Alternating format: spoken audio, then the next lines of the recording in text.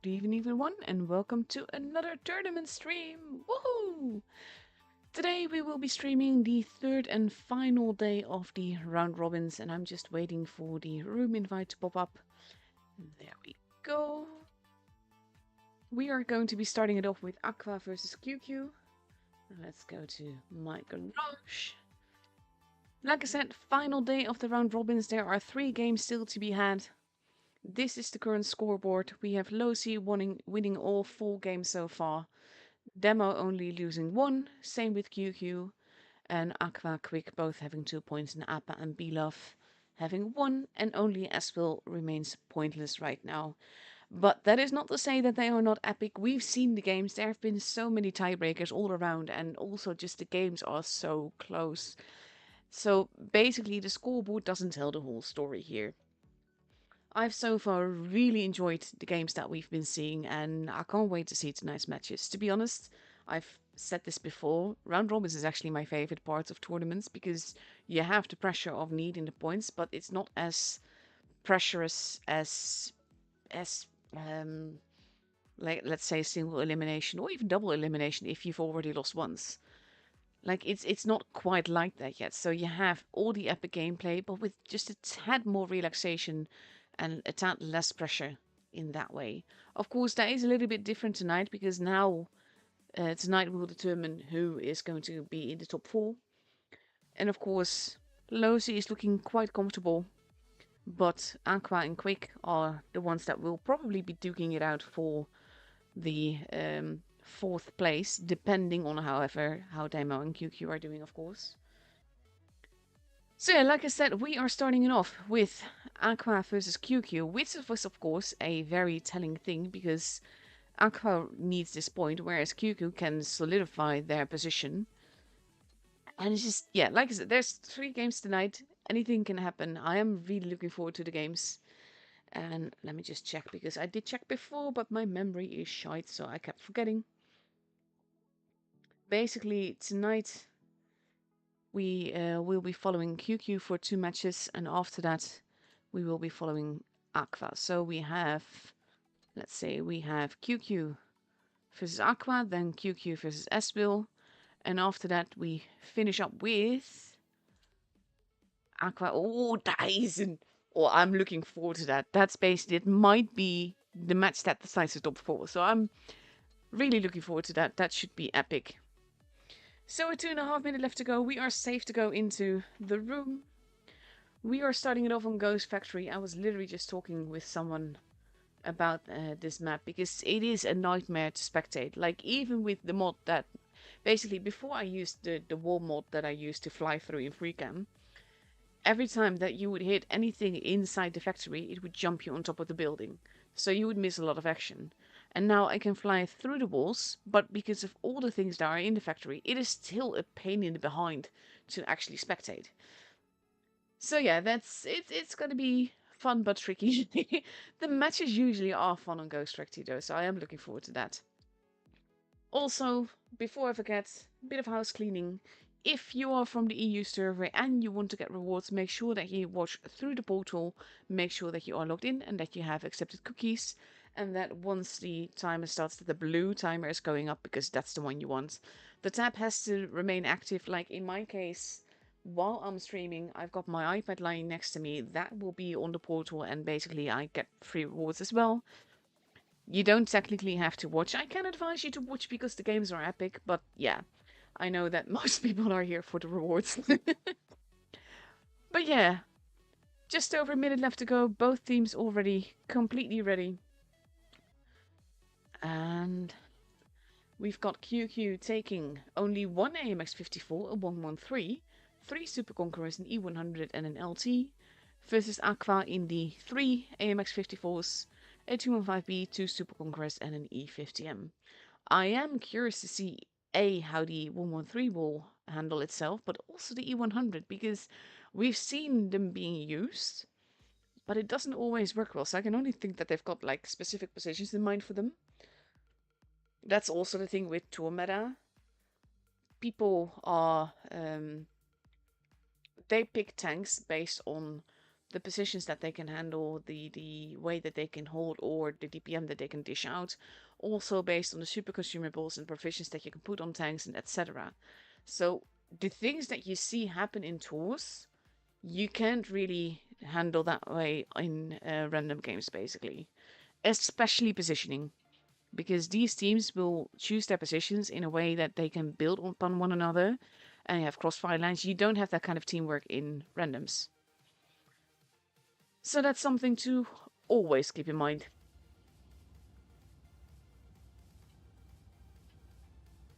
Zerd has changed his name again. Let's have a look. We see that Wildburger is heading towards base A. Svinograd on the other side doing the same thing, followed by quite a few heavy tanks. Blind shots happening where they expect a light tank might be. But Svinograd is going to a very... They might have seen the bush though. Like, if you knock down a tree, that is giving information. Day is pushing a bit forwards. B is being kept in the meantime, but QQ seems to not feel the need to go anywhere to cap a base. They might take base A, which is what Svinograd is going for. But now Aqua is also capping base D. Mantis is relocating, blind shots are happening, but it did not pen. And it means now that QQ is behind the base. Mantis not quite going into the base, into the building I should say. Bot holding, has knocked down a door. So they know that there's someone there. Shoots down, I think, the door on the other side as well. Let me just... See, this is the thing, like I said, nightmare. He did shoot down the door. That's one of the things, like, you can see people that are crossing over here then.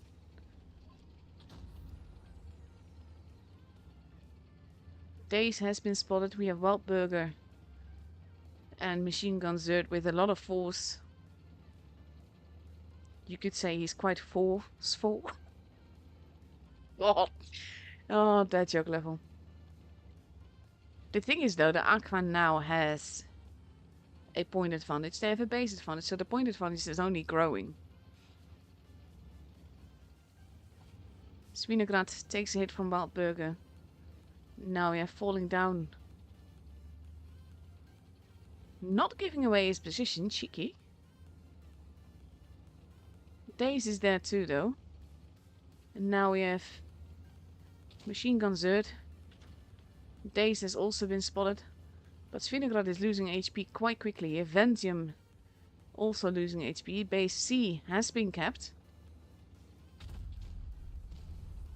Shots are being fired. Svinograd might not make it out alive. No, he's not going to make it out alive. There he goes. Wildburger taking him down. Daze now very much on his own. Base B is being stolen. We have a brawl going on in the corner. They need to take those guns out quick, but right now we have Alpha trying to help there. But he's not quite getting shots in. Super Conqueror versus Super Conqueror. Not all the shots are penning. And we have Super Conqueror versus AMX. Wildburger not looking too healthy, but Daze is on his own. They're already a gun down. They need to make sure to take the guns out. Daze goes down. We're already at 770 points for Aqua. Now, of course, Spacey is looking very unhealthy. Happy Toaster catching the shot for him. Alpha is arriving. And they have to be so careful. Ventium is not looking too healthy either. Happy Toaster goes down. Spacey goes down. Base D is being stolen, but so is base A. Favela losing a whole lot of HP. Mantis and Favela both go down. It is 4v4, but now base C is being stolen again. They're going for the caps. And they have every reason to do so. Only Alpha is relatively healthy here for QQ, and that is not saying a lot because he's still a 2 or maybe 3 shot. Let's see. And now with 3 bases, they don't need to do anything. Zerd is very, very healthy. Takes out Artyom. Alpha. Oh, gets double tapped there. And now they're all pretty much one-shots. Not all of them sneeze on me and dead, but Ventium pretty much is having a grand total of 5 HP. He's not going to survive this. There he goes, and with that kill, Aqua has the first game.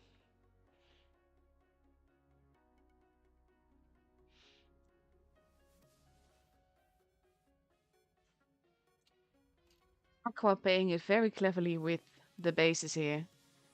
And basically forcing QQ to make a move and to push, costing them both HP and guns. Well done.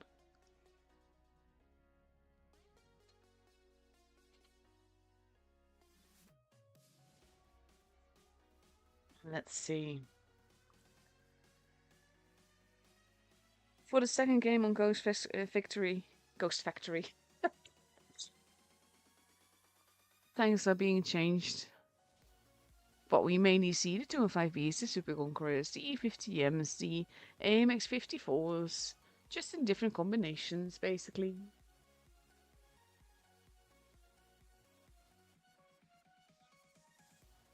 And let's see, there we go. Aqua ready with 2 AMX54s, 3 Super Conquerors, 1 215B and an E50M. Whereas QQ is now taking a Kranwagen and a Batchat.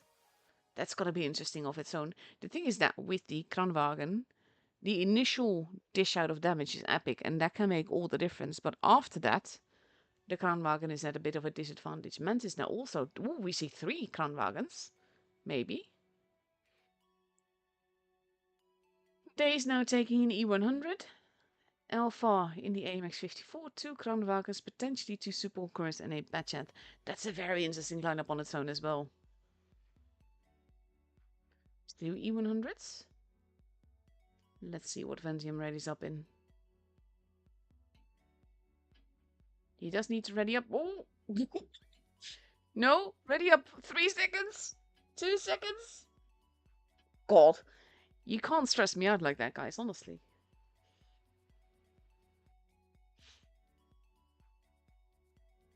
Let's see. In the end, it is 1 AMX54, a Batchat, 2 E100s, a 215B, and 2 Kranwagens.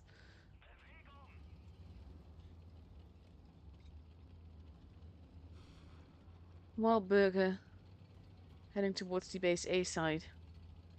And we see all of QQ now focusing on the factory side. Pretty much a reverse of what we saw before. The only difference is that there's no E50M going to overlook base A. Spinograd is not spotting anyone though. No base is kept again. QQ is turning back. Tanks are being spotted. Now they know that there's tanks lying in wait. D and A are both being kept. Renamed might go for a blind shot. No, he's not. They're letting him get base A.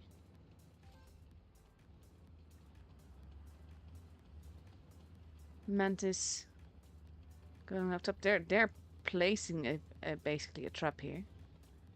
Toaster, Spacey, and Favela laying in reverse trap here. They don't know exactly where people are. They can guesstimate where people are. But we have one trap versus another trap. So this should be interesting, really. At the same time, we have Ghosty there in order to decap base B. Ment is now relocating again.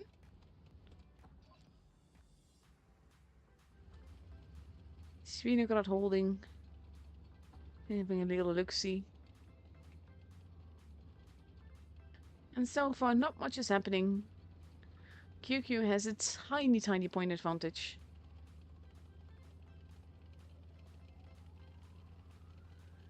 And it will be up to Aqua to make a move there.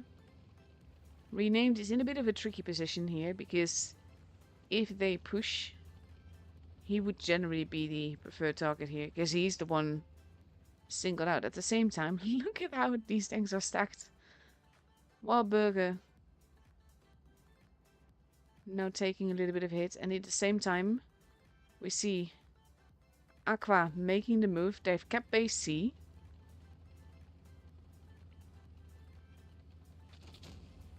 Big hits into Happy Toaster. He is the preferred target. Artyom now arriving as well. And as I said, Renamed is the preferred target. He is the odd one out.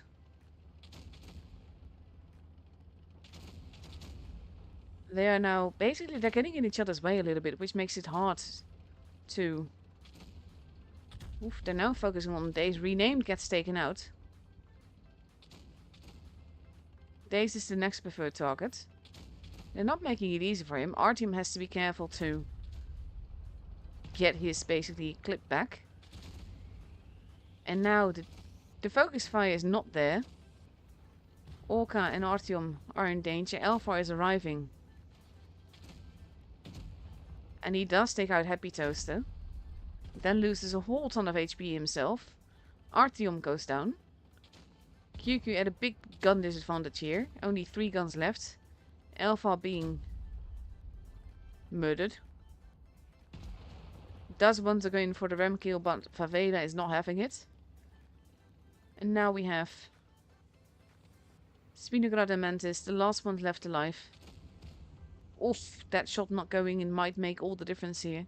But to be fair, they're already at 825 points. It is just them two versus 5.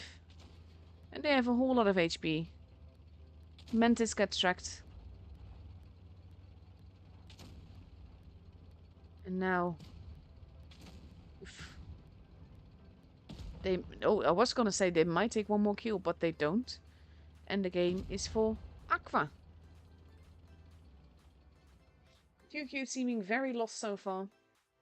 This is not the QQ that we've seen play before. Not in a literal sense, because in the literal sense they are. But just performance-wise, this is not how they usually are. But we are moving on to a different map. We're going to go to Port Bay. And there we have it. It is a fun map. 3 bases. 1 in the harbor, 1 in the city, 1 in the hills. In randoms, I definitely prefer the hillside. But in tours, you can't really leave the other 2 bases unprotected. So that always makes it a bit tricky here. It is overall a quite fun map with good crossfire lines and everything. And of course, the twister poster there also helps. Because it's the tour thing. I do miss Twister Cups though. Those were so much fun to watch and stream. Not that this isn't, because it's pretty much the same level. Like, this is also like both teams are playing fully on touch. So even though PC is allowed here, it's not the method, not the method, the mode chosen basically to play on the device.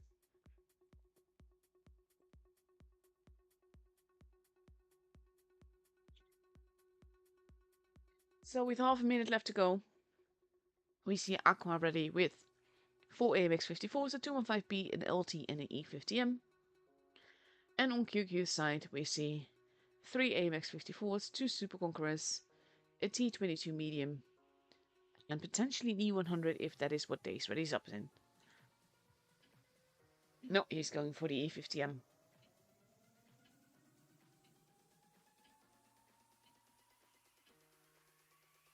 And here we go. Honestly, I do miss the music in the game. Like when I'm playing like on my iPad, I've got the music on obviously, but I also really like the deadmau5 tune. So it ends with me playing the deadmau5 tune through my music player, and then still playing with it throughout, really. So we've got QQ go into the harbor. Walls being broken down. But he can hide most of his tank. That was a nice tracer shell. C is being kept. A has been taken though, which means that QQ will have a bit of an advantage here. Renamed on the ship. That's a tricky position to be in and of itself. They did spot Spacey though.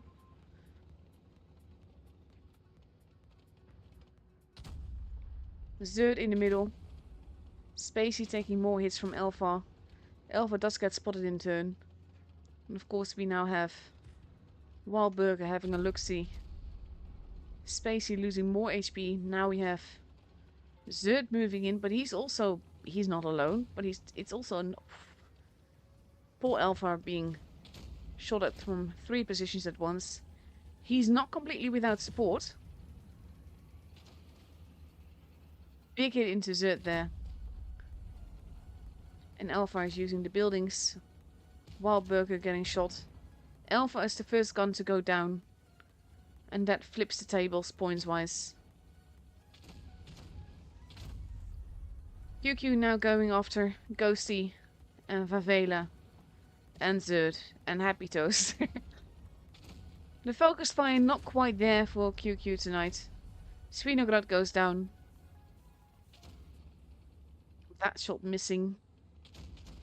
Days in the meantime trying to deal with Happy Burger. Artyom not getting hacked to death just quite.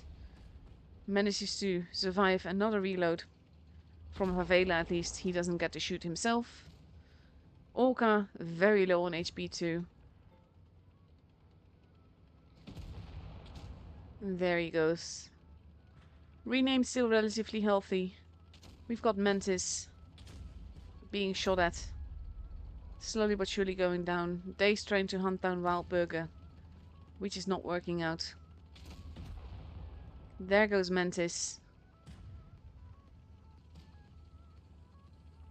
Zerd takes another shot. Renamed. Trying to survive while the others arrive. Zerd does go down in the end. Before Renamed does as well. And now we have Days. The last one left alive. Does get another shot in, but then goes down himself. And the game is for Aqua. Making it a 3-0 so far.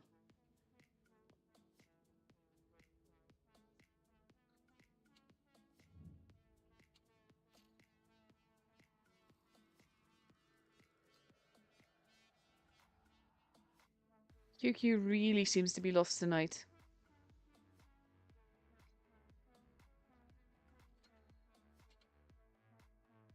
And now, if Aqua wins the next game, then they've got the point for this matchup.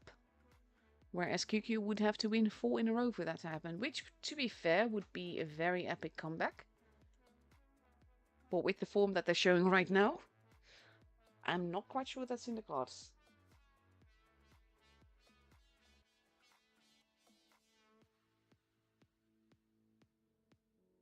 Let's see. Aqua now taking 4 AMX-54s, 2 E50Ms and an LT.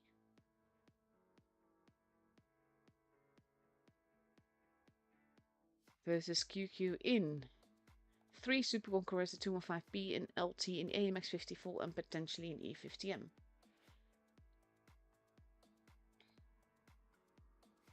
Ventium being rotated back in.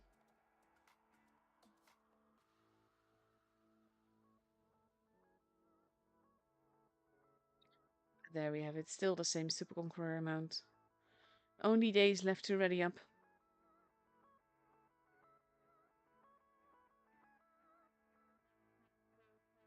And now everyone is ready. Or potentially the last game of this matchup. Luckily, I've got a whole bunch of replays to entertain you with.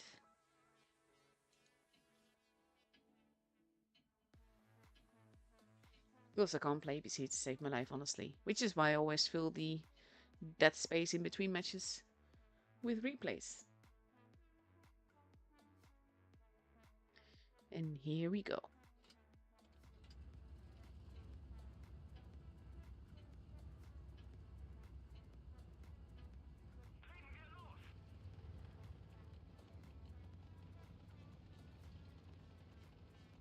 Now we have QQ heading more towards the base C sector. And Aqua doing the same. While Burger being very forwards here. Spinnegaard actually getting spotted, while Burger only now.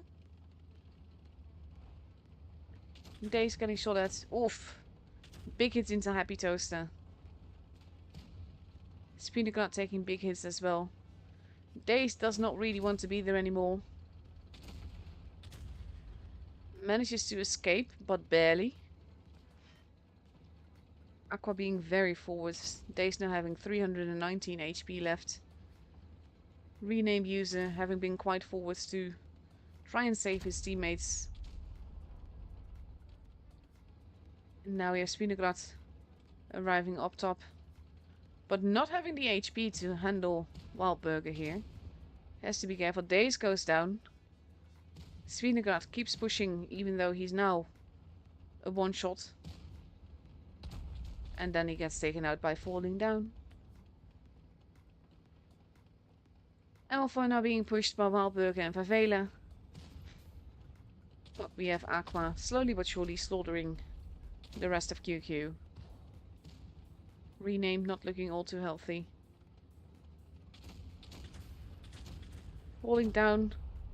Still not down, takes out Renamed. He does go down in the end. But that is the first gun gone from Aqua. Ventium not looking too healthy either. And goes down as well. Orca. No, he's not the preferred target right now. Wildburger goes down. Orca gets rammed to death. And then Mentis goes down as well. And the game and the point are for Aqua.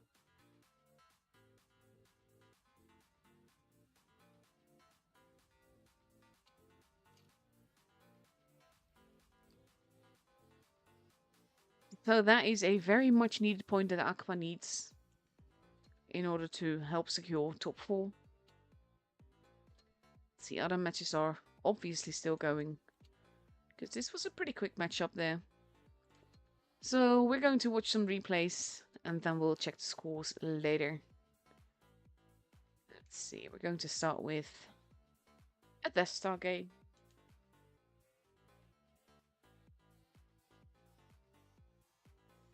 Let's see, Death Star is one of those things that I don't necessarily do badly in it. I just don't like it.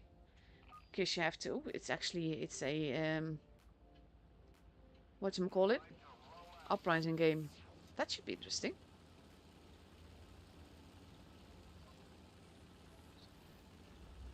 But yeah, usually I'm not that big a fan of the Death Star. It can have great games, don't get me wrong. And the big booms are very satisfying when they happen. But it's just, I'm not a fan. Yeah, poof! See, that is very satisfying. It only wants to move and he just loses HP when he does.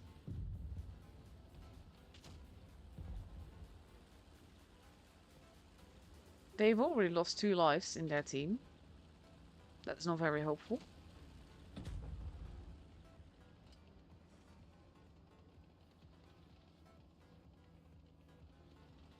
Now Agassi is being quite forwards.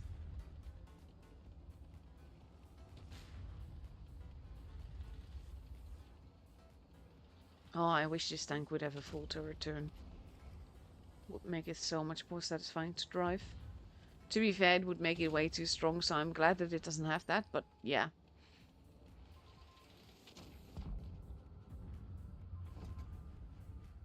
Yeah, poof. Poor guy. Now he's the one shot.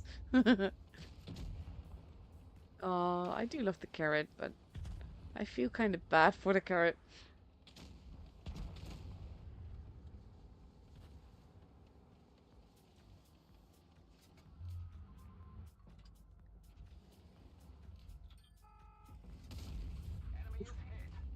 Did he actually bounce on the ass there? GG. Our sprite doesn't have any kind of feint though. I'm glad you had a much better day today, Eric. 10-hour days are not healthy. Carrot's on his last life. It's not going to be a long life by the looks of it.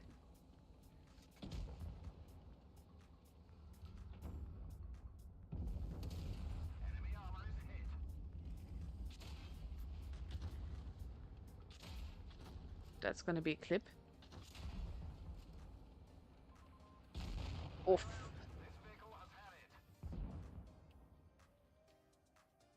To be fair, Sprite is my drink of choice too. I actually like we've got a Lidl supermarket close by. I actually like the Lidl version more than actual Sprite or actual 7-Up.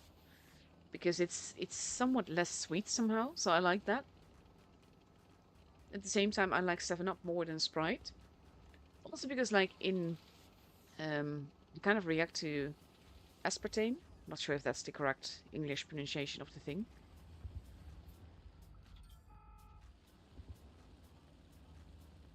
But yeah, so I try to get the sugar version because I can just handle that better. But yeah, here in the Netherlands they don't do Sprite unless it's 0, so I'm not a fan of that.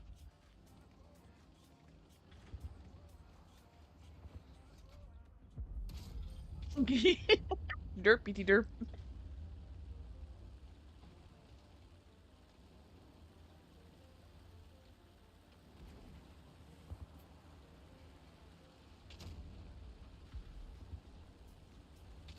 Oh, I really dislike that style though.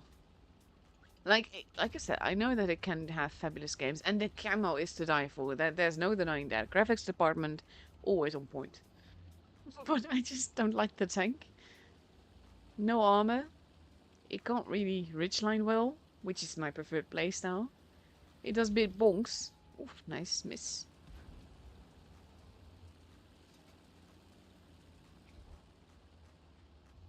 But you need to shoot that. Aw, he's not going for it. I can't blame you for not going for it, but I would have loved to see some derp EFP there.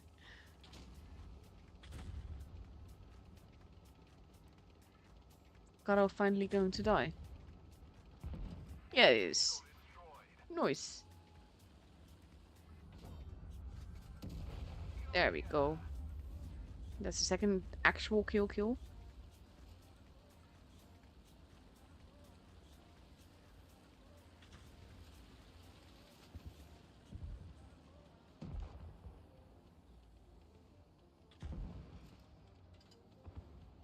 There we go.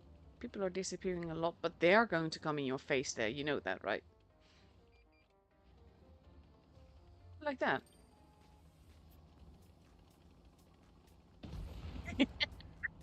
Oh, poor guy.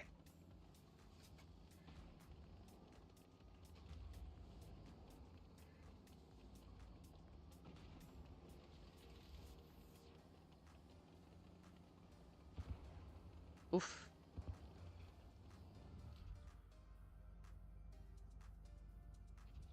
That's a corpse moving. I always hate the corpse moments.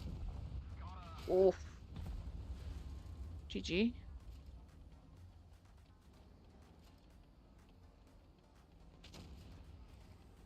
He still has a life left.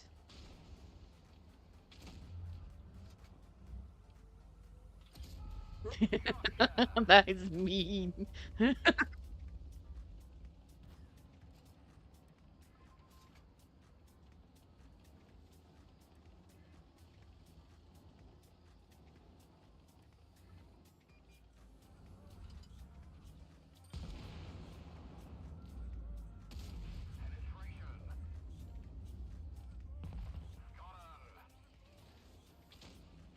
Feels so evil.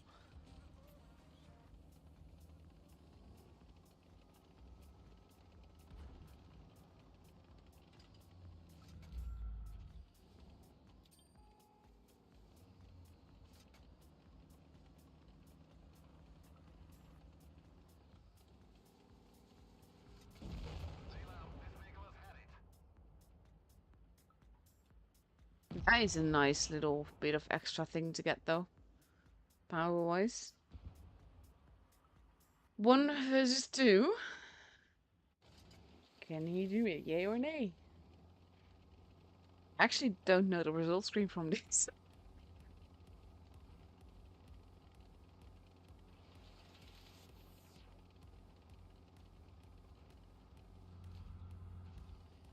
Amex did already play dead. And now we know someone's there.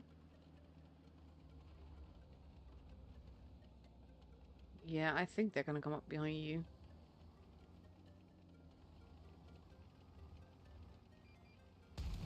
There we go. Nice ammo rack too.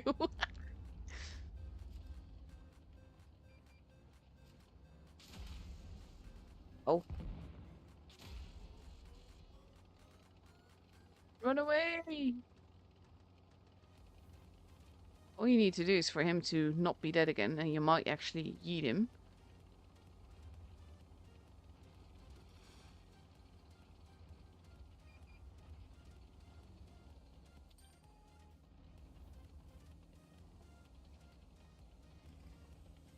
That's fun. Oh, that was beautiful.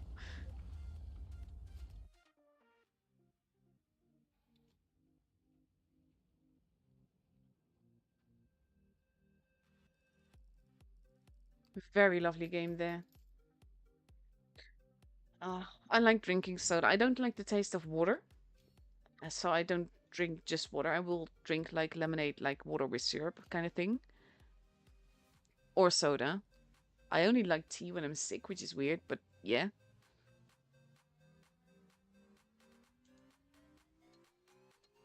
So usually I just end up drinking 7-Up or lemonade. Let's see, what else have I got for you? Like I said, I've got some replays for you. I've actually got another E6 replay, so in light, I've actually got more than E6 replay. So in light of all the E6 replays that we've got, we're going to watch some E6.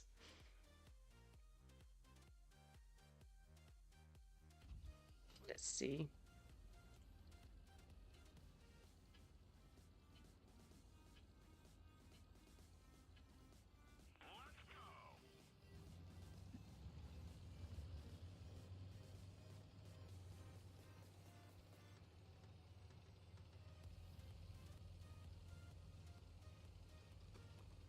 It is still such a beautiful tank.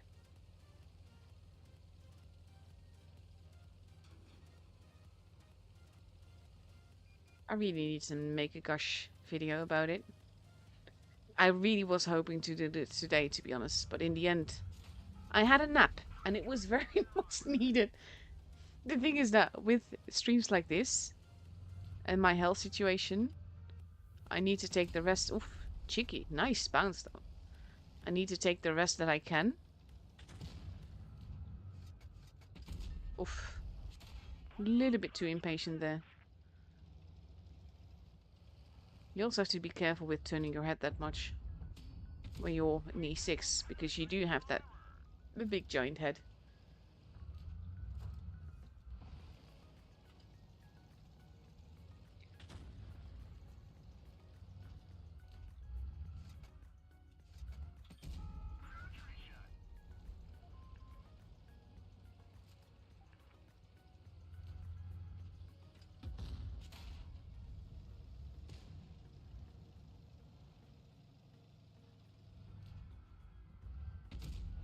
So, nice. You do need to kind of back up a little bit. And it's just, oof. A little bit too hasty again. Like, the tank works out so well, but does need a little bit of patience. I probably just wants to get away. Nice little bounce. Gabri's finishing it off. But now they're all in the corner.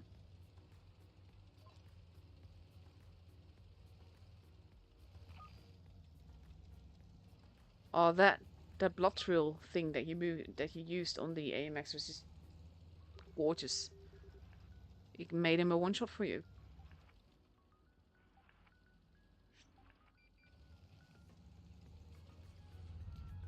There we go.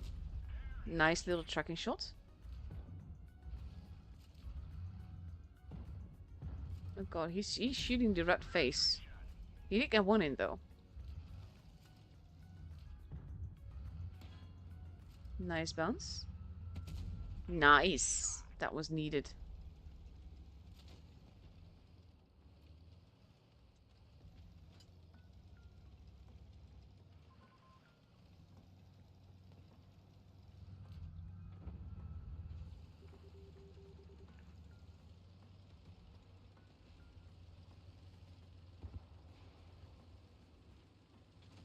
These teammates are a bit iffy.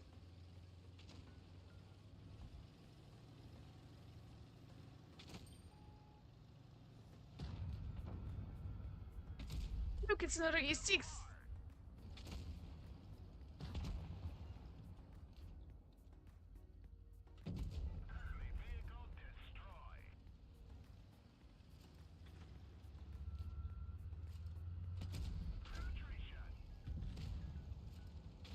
Two V4. Not impossible, but it is improbable. They need to get the kills and they need to survive a little bit longer.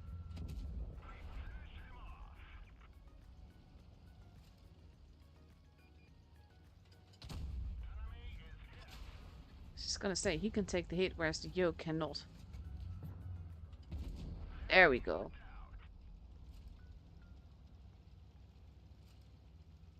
Again, it's not impossible, but it will be tricky. Not sure where the VK went.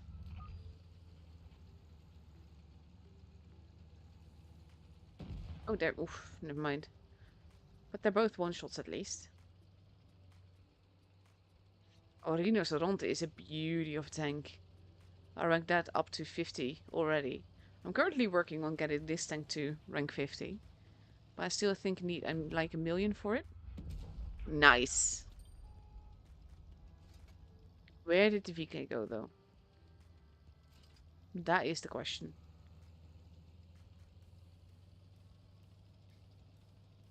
But yeah, the Rhinoceronte is one of my favorite beasties in the game.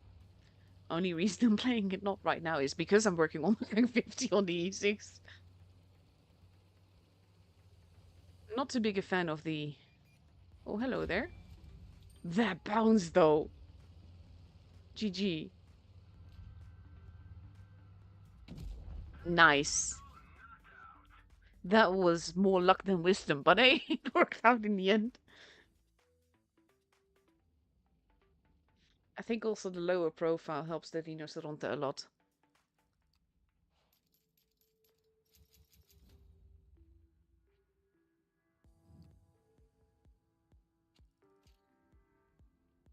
Beautiful little game there. Let's see, what else have I got for you? I have another E6. And after that, we will watch something else. I still have another E6 replay later on. I like people discovering this tank though, because it is a beauty of a tank. And people just don't give it enough credit. Also like that with the Black Friday thing, it was on sale for so cheap. The thing is that a lot of people noob out in this tank. Like, you cannot play it like a regular heavy. You also can't play it like a med, but you have to balance it out and play it like a heavium. Because that's what it is. That's the role it basically can play.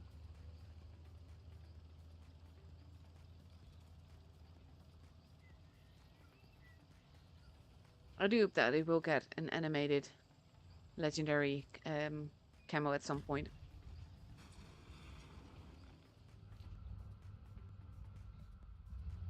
I'd be so afraid of all the TDs that might be there. Or like the TD in the form of an IS-8, which is totally the new tank destroyer. Totally has like the armor to hold that spot and everything.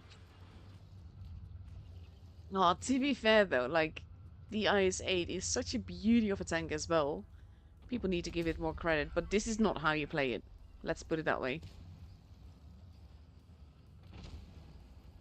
There's a lot of ways to play the IS-8. This is not one of them. Poor IS-8. He's being slaughtered alive. Nice.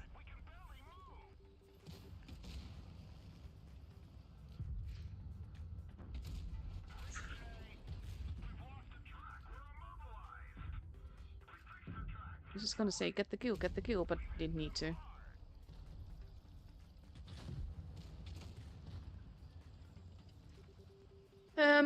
I've played in comp once. That was the very first Twister Cup. To be fair, I do not have the concentration to be able to play at this level much. I would love to, but my health situation just doesn't allow for it. I do love tools though. I like being able to watch it like this without the stress of having to participate. Oh, hello there.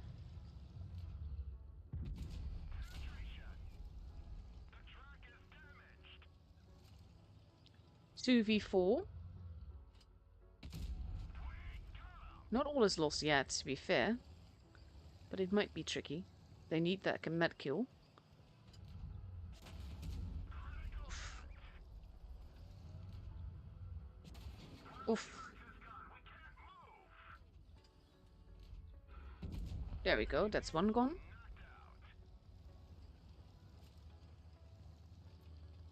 He's lost quite a bit of HP here.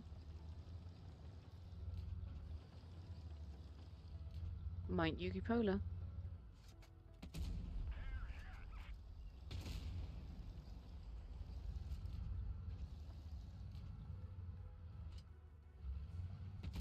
Oof.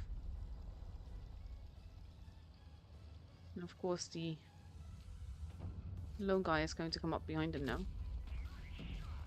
Nice.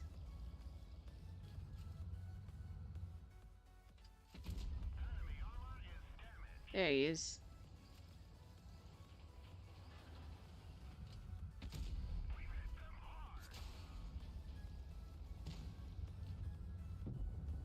Nice. I would just face hug him at this point. Nice.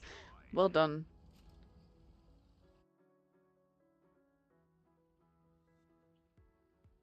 Yes, that's of course, like, if you don't care about tools at all, then yeah. Were you logged in on the portal? Did you accept cookies? Was the blue counter going up though? Because that's what needs to happen if you want to get rewards.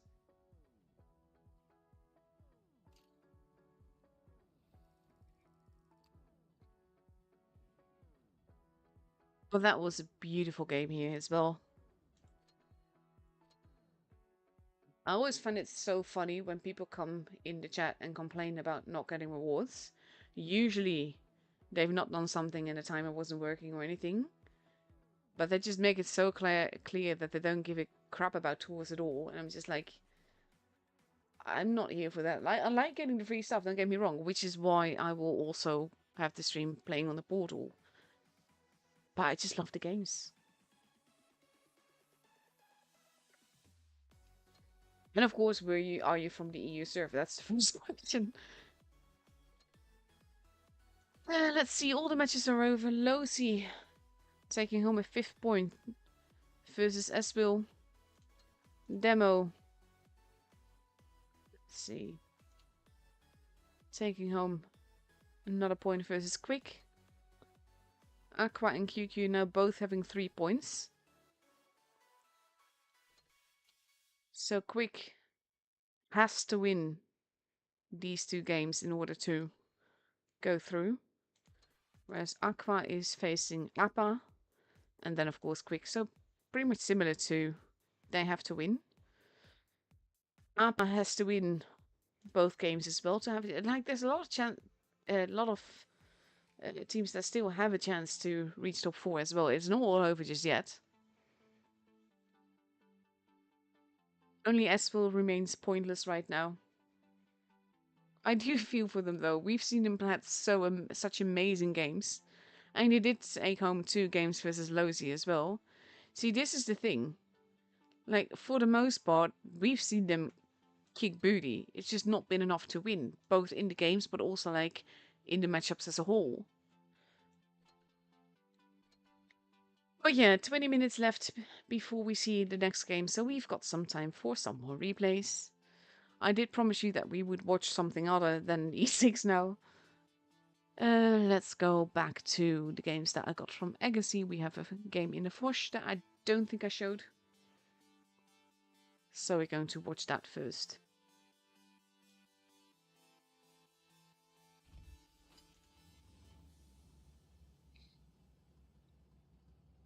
Let's see.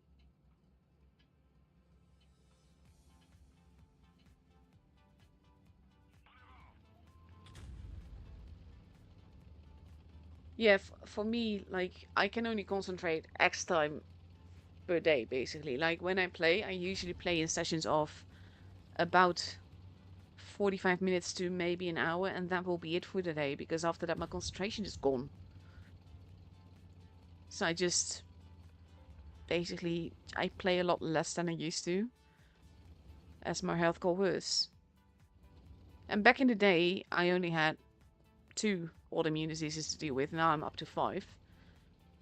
But yeah, it basically it makes things difficult, and I wouldn't want to let my team down. But yeah, I did play comp like ages and ages ago. And to be fair, I also don't keep track of all the statistics of the tanks. Like, I know that tank A is good and tank B is fantastic, and tank C is great because of the consumables that it's got, that sort of thing. Nice. Nice, nice. But overall, I can't keep up with it anymore. So I just don't bother looking at the stats. I just go for what plays nice. And I trust the guys in tours to know what they're doing, which is exactly the case because they know everything. They know all the things.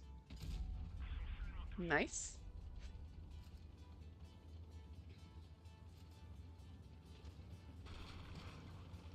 I should give this tank a chance, to be honest.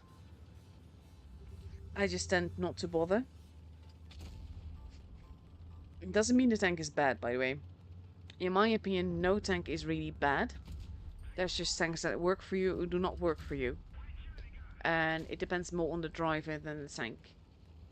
Like, there's so many tanks that I really hate driving. So I will just not do that. There we go. Tiger 2 now the preferred target. Oh, Tiger 2 used to be such a beast of a tank.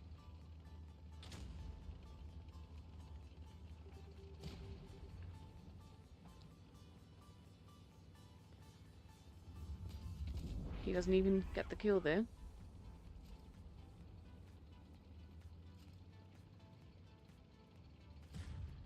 But yeah, I would love to be able to play at that level. Cheeky bugger.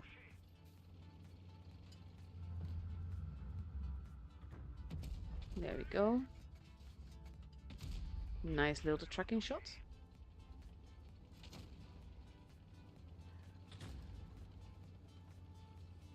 Look at him just farm damage here. What a bully you are, I can see. Oh, they didn't pen.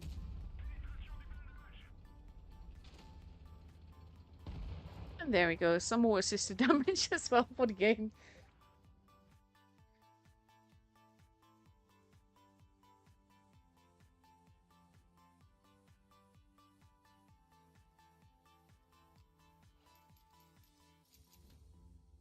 Lovely ace there.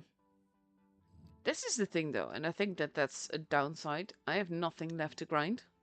I've got all but 3 tanks in the game. So generally, I play the same tanks over and over because those are my favorites. But I should really give other tanks a chance as well. But I've been having such a lovely time in the E6, so I just keep playing that.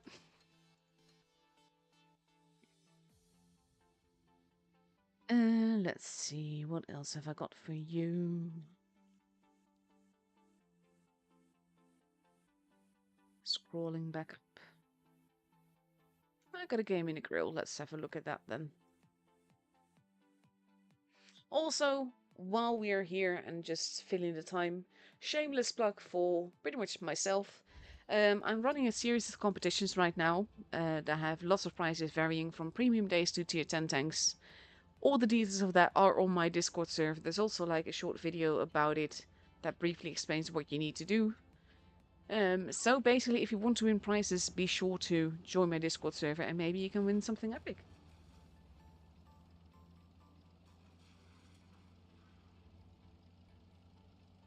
The thing is, I'm not a skill-based player. I'm also not a technical player. I'm pretty much a intuitive player. So the tanks that I do well in are the ones that fit me and fit my playstyle. Where is he at?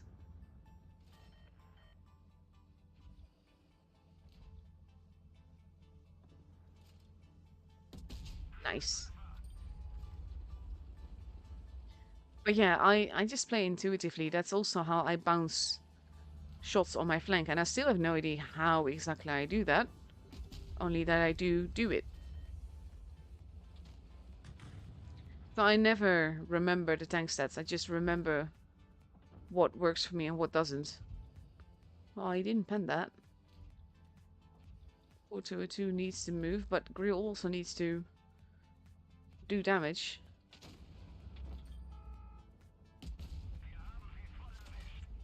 Ouch, that's the downside of the Grill. It's such a juicy target for pretty much anyone.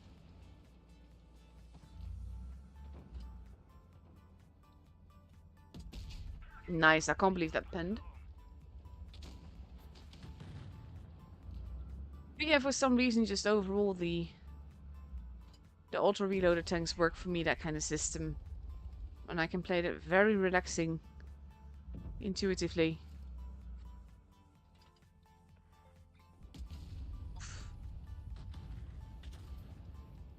He needs to kind of not be there because they're going to come on his flank. Maybe they're not, actually.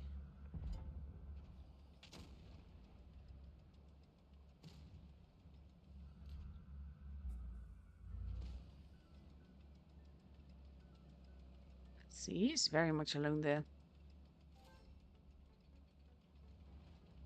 I have played the Lion. I still very much prefer the Caro. My beloved baby is still my baby, basically. The thing is that with Lion, it needs more mobility, or it needs armor, but it mainly needs mobility. But it needs something, and right now it doesn't have it, and that makes it a very dull tank. It's got nothing going for it. So it's mediocre. It's not necessarily a bad tank, mind you. It's just not a great tank.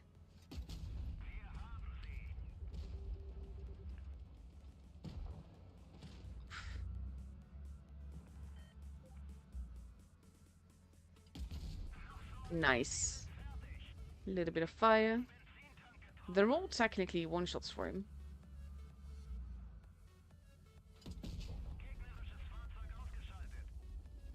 They are still at a point disadvantage. I can't believe that Emil is still alive. There we go. Which...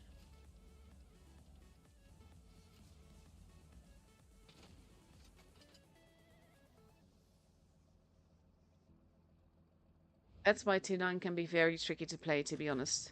Because you are usually moved into tier 10 battles. Yeah, they're just standing there.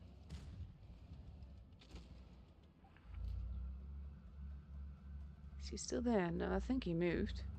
The question is, where did he go? There he is. Nice! He needed that.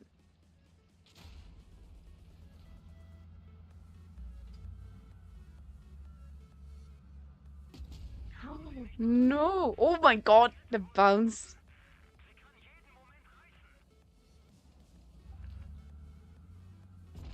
Aw. Oh, that was so close though. That would have been such an epic ending.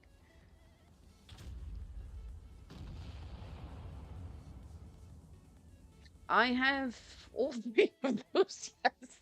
No, the ones that I'm missing are the Tier 9 flathead German thingy that was in the September event, the F3, which was in the Black Friday event.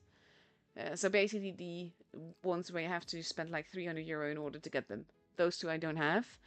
And the last one that I miss is the, well, actually four. It's the G-Saw Fearless, which is not technically available, but people can work towards it. And the other one that I still need is this one, but I'm working on it. So basically, I still need a few wins in order to get that. But I will get it either way, because either I will get it by playing or I will gold it, and then I will have it all the way. So those are the only things I'm missing. I've got everything else. Phase 1 is also one of the things that I'm working on getting to rank 50. I'm also working on getting the rating scam on it just to make it more toxic. Oh, I do love that tank though. Let's see. We've got time for a short one. Let's see. I had a short replay somewhere.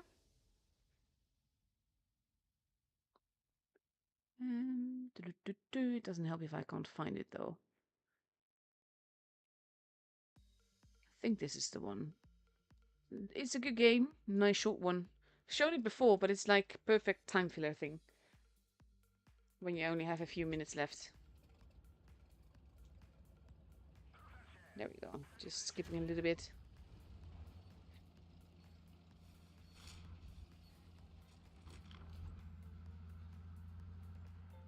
But yeah, the G-Saw Fearless I will have eventually.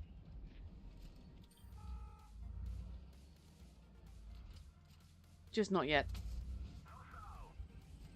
The thing is though, when going back to Lion versus Spaghetti versus Carol, the downside of the Spaghetti is that it can get shot in the face so much, which is why I prefer the Carrot over the Spaghetti. Even though it is more sluggish. It's a beauty of a tank.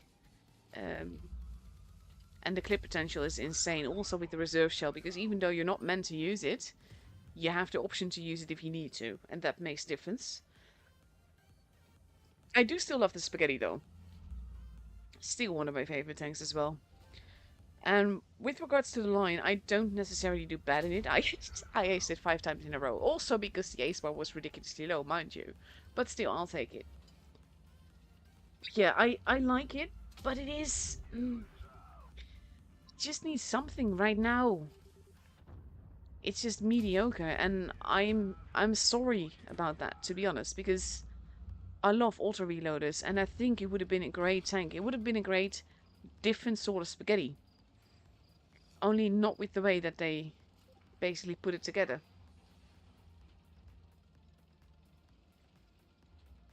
So yeah, I just mostly hope that they give it a nice little mobility buff, because that would make all the difference. Right now it feels more sluggish than the Caro, and the Caro already feels so sluggish. For a med, that is. I should always, like, include that bit.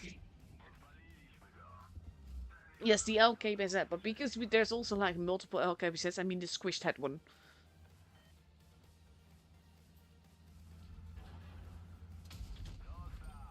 Still can't believe he didn't just get absolutely murdered for that.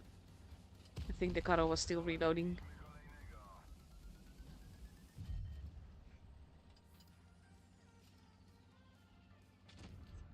But yeah, we'll see. Those are the tanks that I don't have, are also tanks that I don't quite miss having.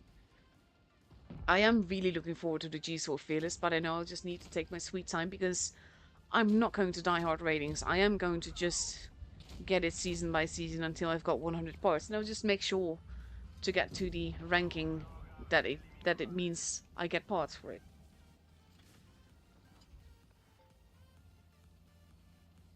I'm not really in a particular rush to get the F3 or the LKBZ. I want them, but I'm not too worried about it. To be fair, all the replays that I'm showing are aces or first classes, depending on the kind of tank. So you have to keep that in mind, because you just see the best games. I can always I can't always play like this, mind you. Go. We are moving on to QQ versus Esville.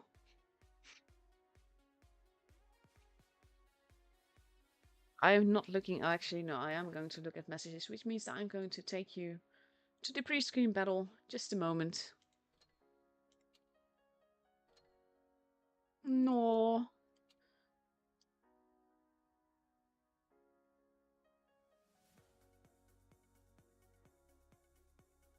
Actually got a message from Esville to wish me good luck, so I wish them good luck back.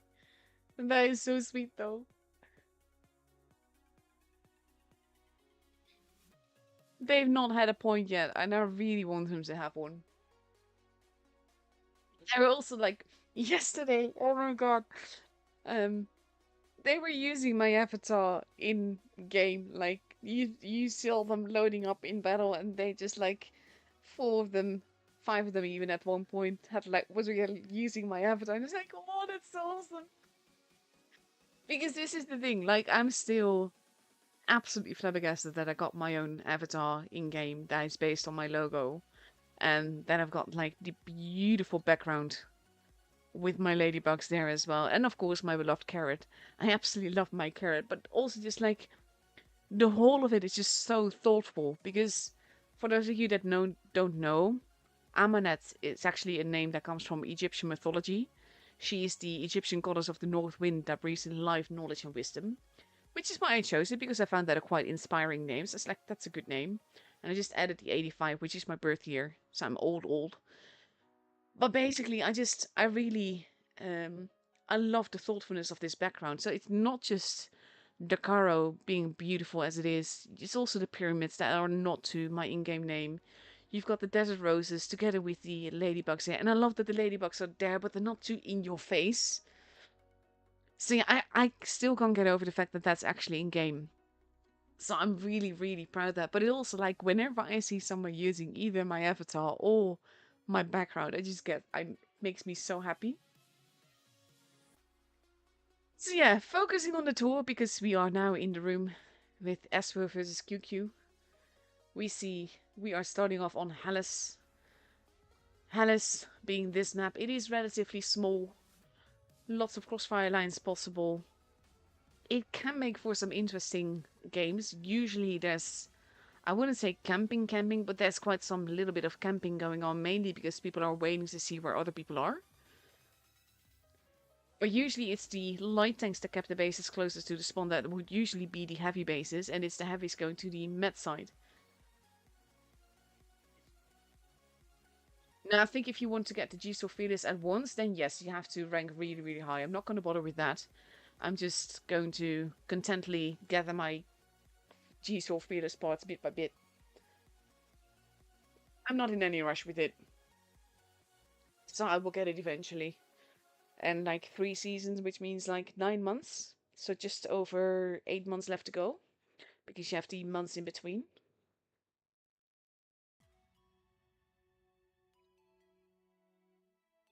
So yeah, I will get there eventually.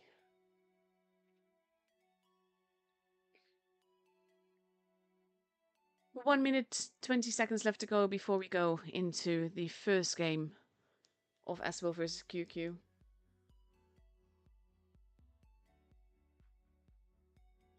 If you want to get rewards and you are from the EU server, you have to watch through the portal. Make sure that you are logged in, that you have accepted cookies. You do not get anything from watching from YouTube. Otherwise, they won't know which account it belongs with you.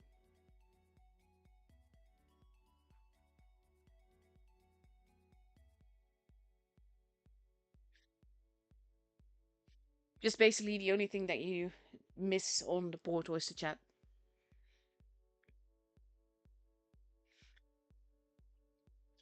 Half a minute left to go. We see now that QQ is completely ready with 5 Super Conquerors, an LT and an AMX 54. Whereas Ishiro is taking the AMX 54. And the rest of Eswell is taking 3 Super Conquerors, 2 more AMX 54s and an LT.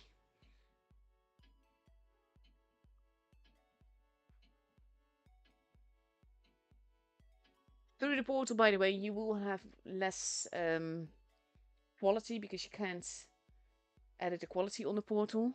But you will still hear my commentary and you still see the same things.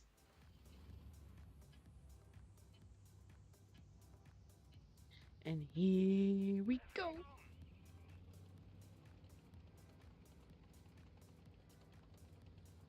As we're focusing on the base C side, QQ a bit more spread out now.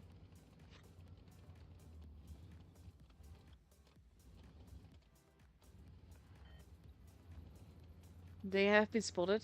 We will probably see blind shots in the bush. Not all of them though. B has been capped. They haven't spotted the Super Conquerors yet. Oh, and they so far do not get spotted for that. Igorka not getting the spots in that he hopes. Sneggo has been spotted. First shot has been taken. Igorka now having been spotted has to be very careful not to get obliterated there.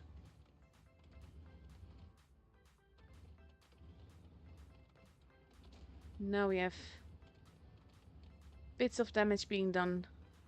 Super Conquerors versus Super Conquerors. Igorka capping the base. And we have QQ rotating back around, possibly going towards base A. But QQ now has a 130 point advantage. Sneggo has been spotted. Base A is now being taken. Svinograd is there to help with that. Sneggo taking hits for it. And right now Renamed has managed to cap the base without getting spotted. Now he is. And he actually does not take damage for that. Sneggo, though, loses more HP. Renamed being in a very cheeky position there. Sino also being stolen. Orca going in for the cap. And Eswil seems to be a bit lost. But we see that QQ has found their skill again.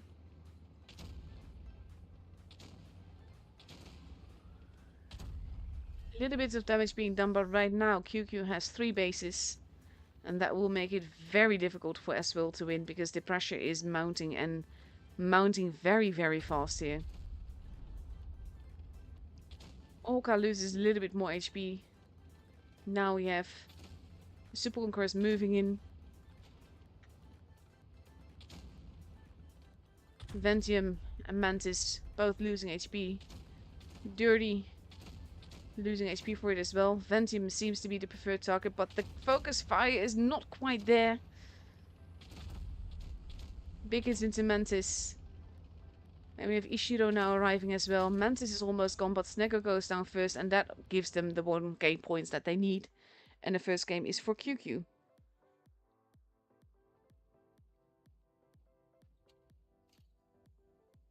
So look at them. Look at all 4 of them. See, this is what I mean. It makes me so happy. And they're also now sporting their backgrounds. See, like, don't get me wrong. I love QQ. Even if they didn't have their best matches earlier tonight, let's say. But this is just such a sweet thing to do. I appreciate that so much.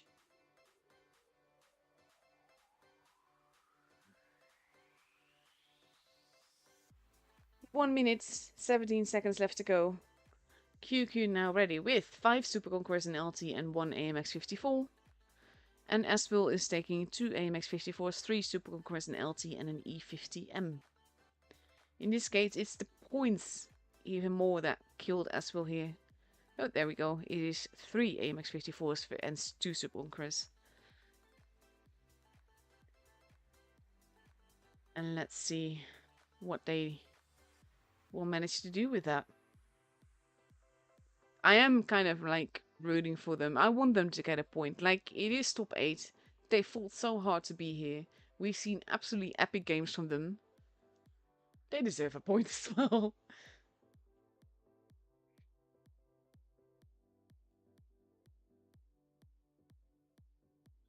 25 seconds left to go before we go into the second game of the second matchup of tonight. Also, to be fair, I will be streaming for at least the amount of times that the timers are active on the portal. Streaming for longer, I can't because, well, technically I can, but it won't do you any good because the timer stops at 10:40 tonight. And here we go.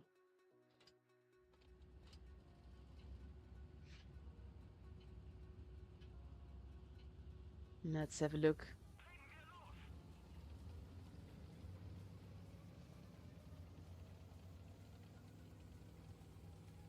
Igorka crossing before, whereas Strai is heading towards space C. Most of QQ is focused on this. Igorka might be in danger there. Needs to really not be there anymore. Turns around. Might not be able to run away. He is definitely going to try though. Currently not spotted. Dirty has been spotted though. Shots are happening. B is being taken. A had already been taken. QQ now bleeding a little bit. Mantis seems to be on his own. Ishiro is taking a push together with Snego.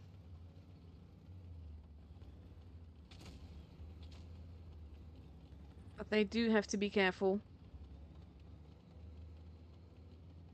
Thing is that QQ is now pretty much dug in. They can't really get out of there. At the same time though, they have control of the two bases. And it will be up to Eswill to make a move. Mantis seem to be the preferred target here. He's not without support. There are 4 tanks behind him, so they have to be careful with that.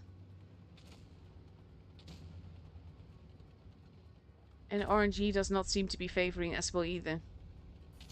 Now with the Super Conquerors moving, Strai is running out of there. Ishiro not looking too healthy. QQ turned around. Is now focusing on the other side. Leaving Orca behind. But he too is surviving for a lot longer than he should. Snego losing a whole lot of HP very, very quickly. Orca will be the first one gone, but it's not going to be for long. There goes Snego. There goes Strai. They need to grab the two bases back. Svinograd goes down. Evening the guns out again. Eswill does have an advantage here HP wise, but they have to be very careful not to lose more tanks.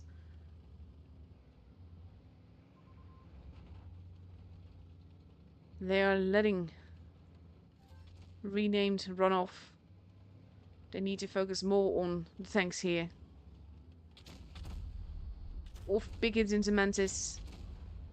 Ishiro and Bulbul not looking too healthy. It is tricky business this. Mantis losing more HP. They are getting in each other's way a little bit. They have to be very careful with that as well. Lightweight is not long for this world. Mantis taking a little bit of a hit. Oh, that hit not panning. They need to get the kills.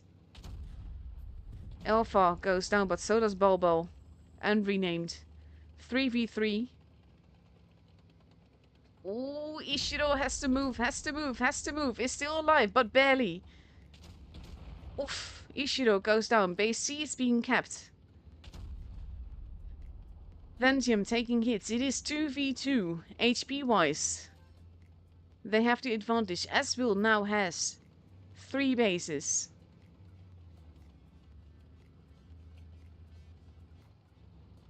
As long as Igorka survives, then they should have this. Artyom is going to come up behind him. Dirty taking an all-important kill here. And Eswill will have this game. Even if Dirty goes down. Igorka is just arriving as well.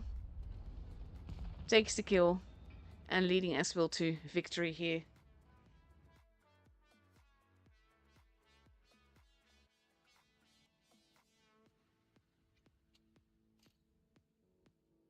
Very well played here. Beautifully done.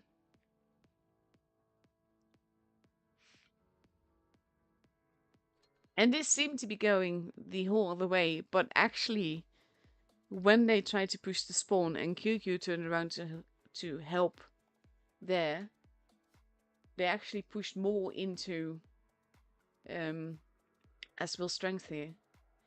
We are moving on to New Bay. New Bay looks something like this, map based on New York. I still need to fight the Spidey camera at some point. I just keep forgetting to. I do like this as a map. It is an interesting map though, to be fair, both to play on but also for tours. I'm really happy with the mod that allows me to fly through buildings here, because I kept getting stuck against buildings trying to find good angles to show what's happening.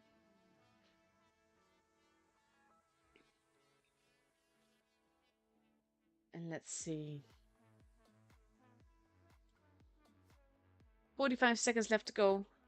As we're now ready with 3 AMX 54s, 2 Super Conquerors, in Batchat, and potentially an E50M. Whereas QQ is taking 2 AMX 54s, an LT, a Super Conqueror, an E100, a 215B, and an E50M. Unless, of course, they're changing things around now, which is, of course, a possibility. E100 being changed for a 215B. Ventium still has to rally up and goes for the E100 now. No Super Conquerors.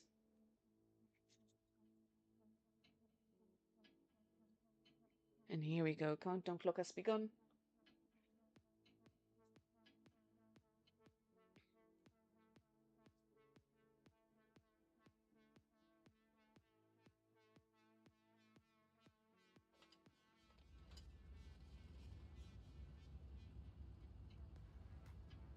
And let's see.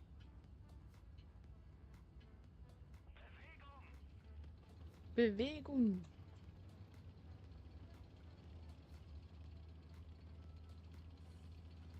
Gorka getting clipped a little bit by Stray there. We see Kyugyo going in for the base as well with the light tank. And Gorka might be in danger there. We have a big trap at base B. I don't think he's going to stay there though. Svinograd might be in danger from the other side.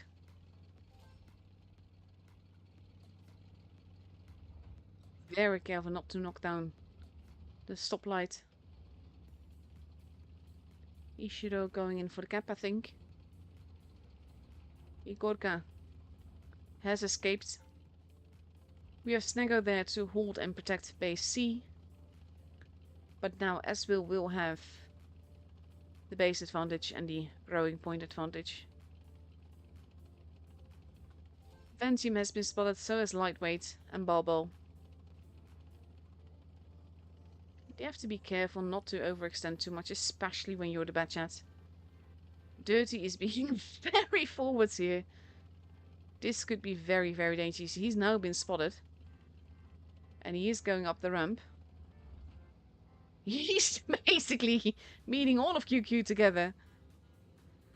But it is forcing QQ to actually move back. Renamed the preferred target here. Dirty being very cheeky here. Snaggo has moved up as well. Has been spotted. Stry also moving in. The E100 in the middle. This could go every which way, though. Aswell has the base and point advantage. Now we have Dirty being pushed. Swinograd being pushed as well. Rename still alive. We have Dirty being in a very tricky position here. Facing 2 tanks. Pretty much ignoring everything else. Swinograd is the first one to be gone. Dirty just wants to shoot Renamed. Is going to do just that. Or maybe not. So in the end he shoots Artyom. Snego has been taken out. Base C is being taken. Dirty goes down. Artyom now being focused on. C is being stolen though, so that is an issue in and of itself. There goes Artyom, evening the guns again.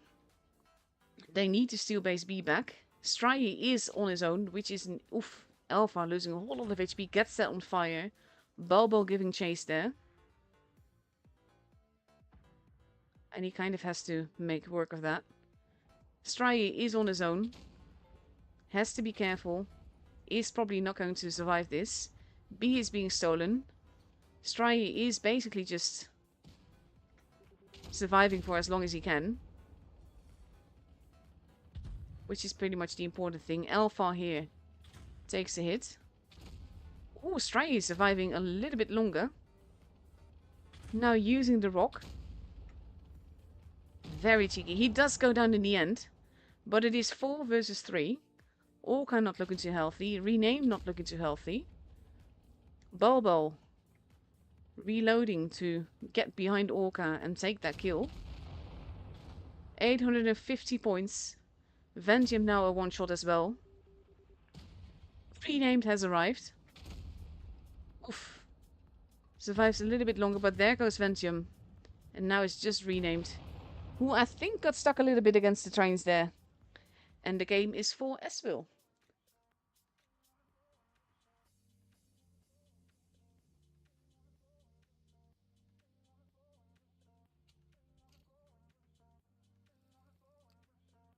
Beautifully done. QQ again seeming a bit lost now. But also Dirty here making such a cheeky move. Surviving for as long as he did there as well. But he also spotted like the whole team there. And it threw QQ off. It pulled the rug out from under their feet. And that's exactly what you want to happen in a tour. Because it gives you an advantage.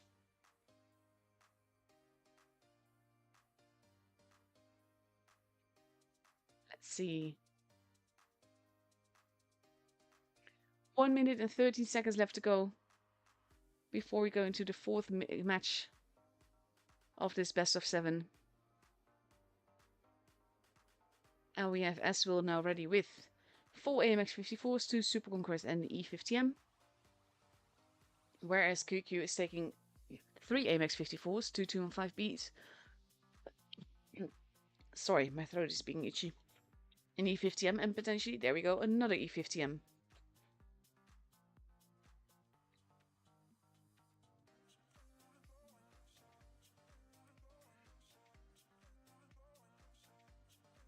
Days might be having internet issues.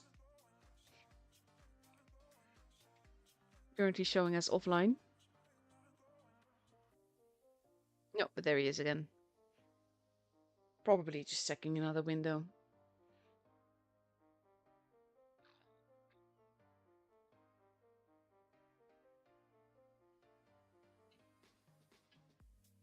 Let's see.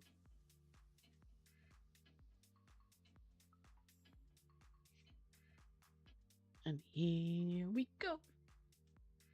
I was at that little moment of panic of, did I ready up?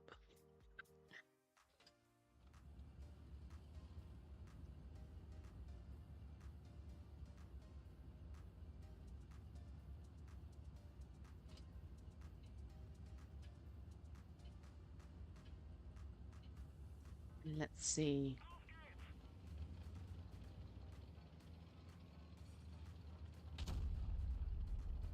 Walls being shot down.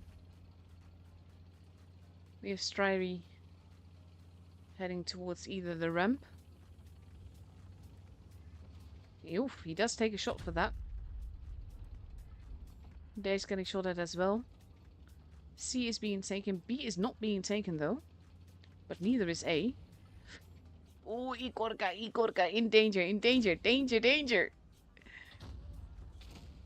He's now realizing that. But Artyom is in danger as well. Igorka has to be very careful not to lose too much HP there though. Stry losing a whole lot of HP very quickly. Snego not looking too healthy either. You have Dirty now moving in. Going after Orca. Orca is not alone. Oh, big hit into Orca there. They have to be careful. Igorka is almost gone. Oof, Dirty gets set on fire. And him not hitting that shot. That's the end of Dirty as well. Igorka has been taken out. Snego not looking too healthy. This looking to be an aggressive game from QQ. Artyom goes down, but they lost 2 guns. Well, 3 guns in the process. So they had a 2-gun disadvantage. Now, QQ moving up the ramps. Lightweight not looking too healthy. Focus fire not quite there. It is a bit of a turkey shoot here. Spinneguard arriving at the back. Lightweight. Can't really do much where he's at. Doesn't have the shots, but also doesn't have the HP. There goes Lightweight. Stry is the next target. Now if Ishiro gets set on fire, goes down, and now it's just Bulbo. And he seems to be AFK. Something was not quite right there.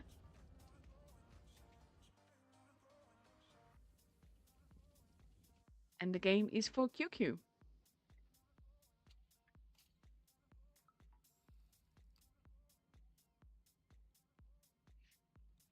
QQ playing very aggressively here, and that making all the difference. Evening the score out again as we get ready to move to Yukon. Yukon, always an interesting tool map. You have 4 bases. You can't really leave any side completely unprotected, but at the same time you have to be careful to keep your team together. The 3 bases relatively close together, with 1 base further away. It is a very fun map to play on as well, though. I kind of like it. But for tours, you usually see basically a big brawl happening at some point, either in the middle or near base A.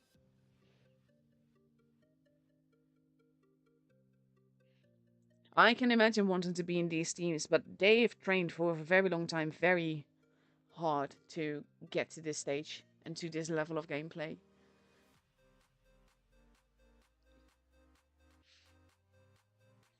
"45 seconds left to go.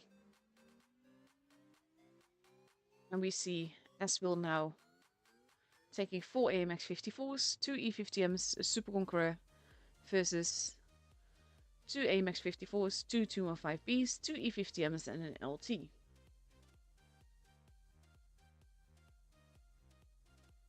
And let's see. Also, I learned the other day that I've been using the term match point like all wrong. I kept saying like if someone only needed 1 more win, that they had a potential match point. But actually that's already match point. That goes to show that I don't watch sports. So I was kind of like, they don't have it yet, so it's potential. They might get it. But it's actually like if you're up for match point, then you only need that 1 win to win the whole matchup. So it was funny. But no match points here just yet.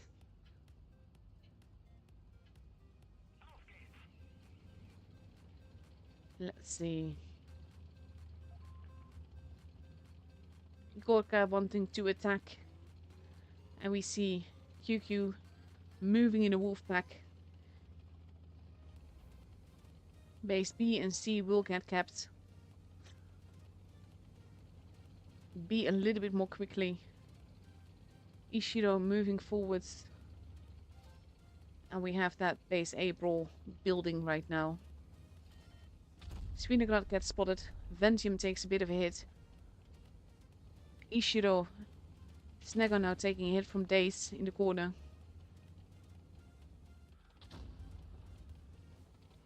He has to be careful not to lose much HP there. A now being kept by Svinograd.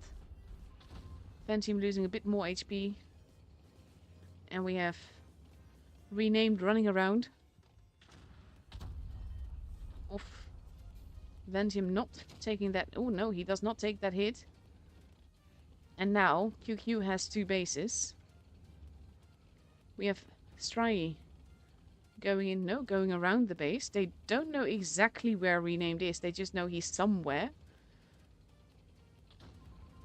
They haven't quite spotted him yet.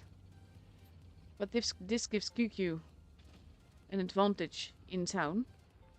Bulbul now stealing base C. Base D is also being kept. Renamed. Not spotting dirty. He gets away with it. Renamed. Not getting any shots in. Now has been spotted. Is getting shot from there. But now D2 E50Ms. Know where he's at. Alpha. Together with Orca. Pushing Bulbul. Bulbul not long for this world because of that. Bulbul in danger. Alpha. He does get another hit in, but Alpha survives by the skin of his teeth. That shot missing from Stry. Gorka also not getting the shot in. Ishiro. They're going after Ventim. They're going after everyone, really. Lots of ammo racks being damaged. Lots of tracks being damaged. Ishiro goes down, but so does Swinograd. They need to take Alpha out. But Igorka goes down instead. 6 versus 4.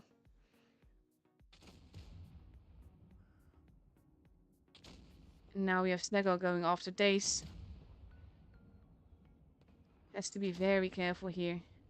Needs to get all the bounces. Does not get the bounces though.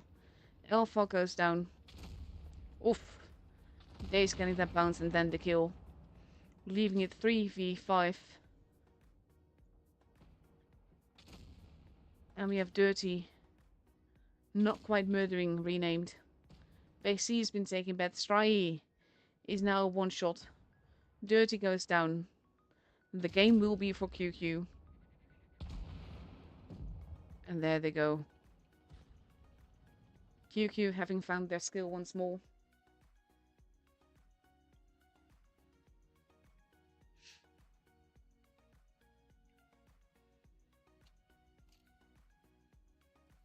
And now they are up for match point.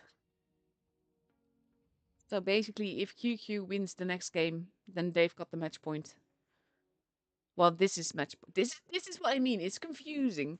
If they win the next game, then they've won the matchup. Let's put it that way then.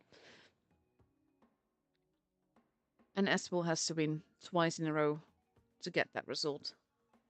And I'm still hoping for a point for Espel. As much as I love QQ, don't get me wrong. I just... It's oh, I don't know what you call it in English. In Dutch, we call it the... I don't even know how to pronounce that. I'm actually going to Google Translate.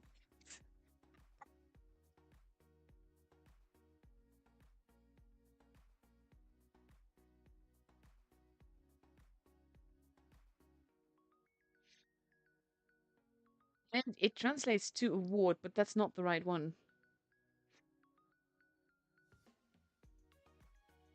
To not begrudge, I think, is the closest one. But basically, you don't begrudge them a point. That's the kind of thing. I don't actually know how to say it in English. In Dutch, you would say it's a gunfactor. Which factor being, of course, like the you wish them well kind of thing, but you kind of wish them a point. That way, I don't know how to explain it properly, but there's a Dutch term for it that fits. So now we have Astral ready with 4 AMX-54s and 3 E50Ms versus 1 E50M, 3 AMX-54s, an LT, and 2 215Bs. So let's see.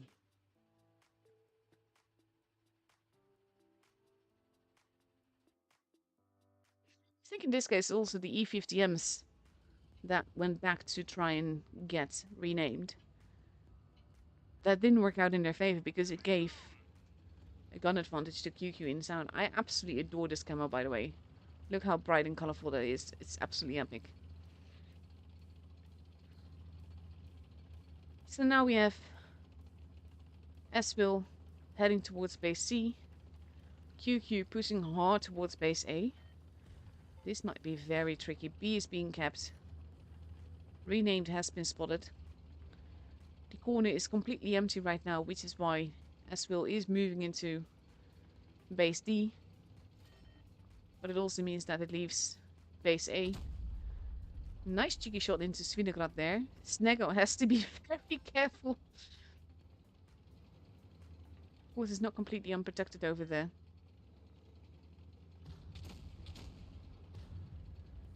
Now Spino is being farmed a little bit.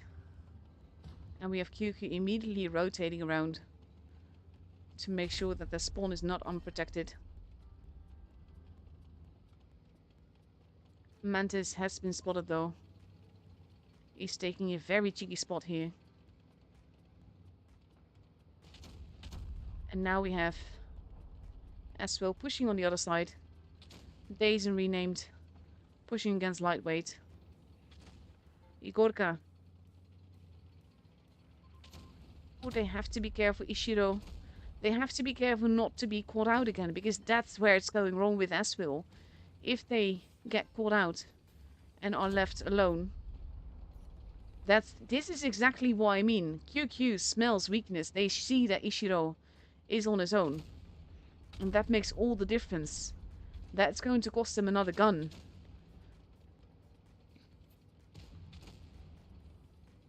And Days might go down for it as well. No, they're going... Oh, Ventium, nice fire on him.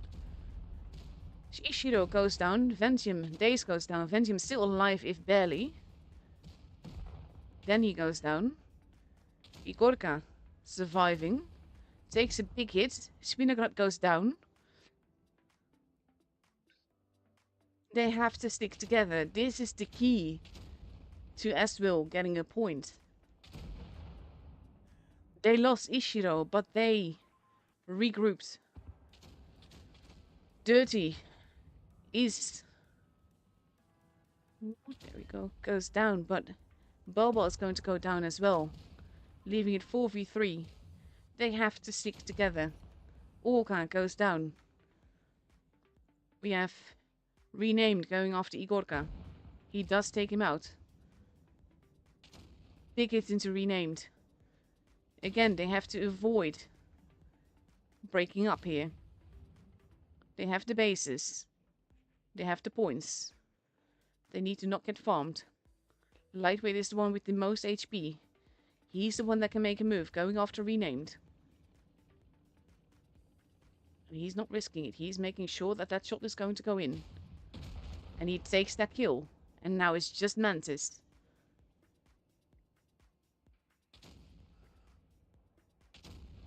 Cheeky shots into Sneggo.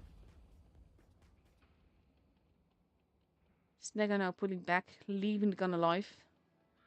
They don't really need to take any risk here. They have the bases, they have the points. Mantis is wiggling a little bit. Aswil playing it safe right now. But in the end, it is lightweight that takes home the kill. And the game is for Aswil, and we get a tiebreaker.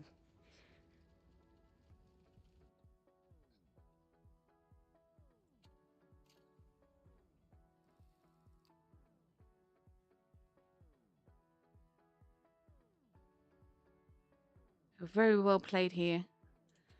Aswil bringing it back. There is a chance. There is a chance. We are moving on to Normandy. Normandy, one of the bigger maps. Very tricky map to play on at times. Because it so much depends on which bases that you get and how many tanks you've got where. There are 4 bases to be had. 2 closest to spawn. 1 in the middle and 1 more towards the beach. We usually see a lot of, well, camping here. But that makes sense because the map is large and you mostly need information of where people are. And then you can slowly farm them and whittle them down and get their HP and everything. So everything will depend on this match.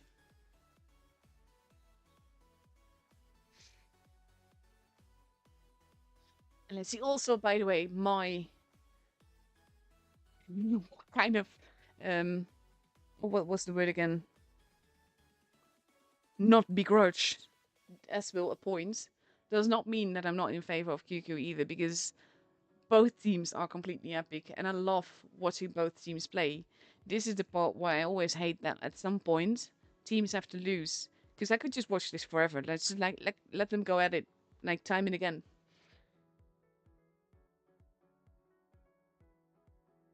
So we've got 20 seconds left to go, and we've got Days in the Super Conqueror, together with Elva, Ventium and Orca.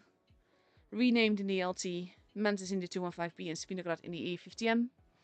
And Aswil is taking 3 AMX 54s, 2 E50Ms, and 2 Super Conquerors. So let's see. Tiebreaker, here we come. Du, du, du. At some point I watched the cruise and you've got like belt there. And it's so funny. And every time something dramatic happens, the belt goes doot, doot, doot. This is actually a sloth. But yeah, I'm a child at heart.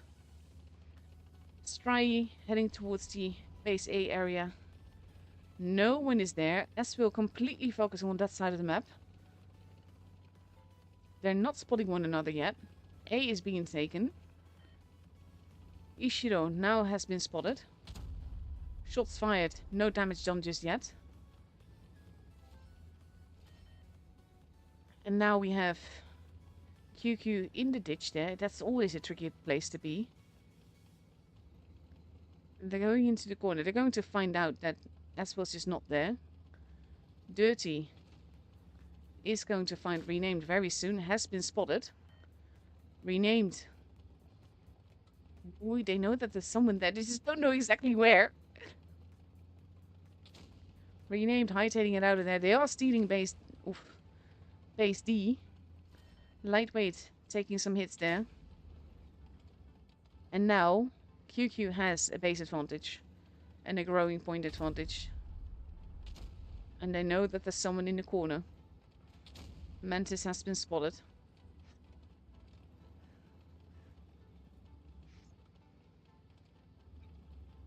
And I think QQ meant for this to be a nice and relaxing push. They're still there as well. Shots are happening. Oh, but mainly it is, well, nowadays as well, but mainly it is Aswell that is bleeding. So they have to be careful with that. Daze is slowly being farmed. Snego moving forwards, but has to be very careful not to overextend here. Has a rock next to him.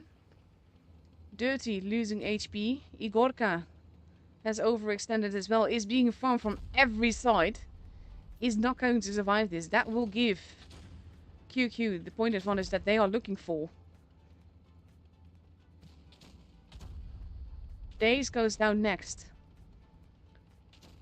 Aswell is moving in to get Orca in the middle. Bulbul is moving, but is getting farmed from every side as well. Mantis goes down.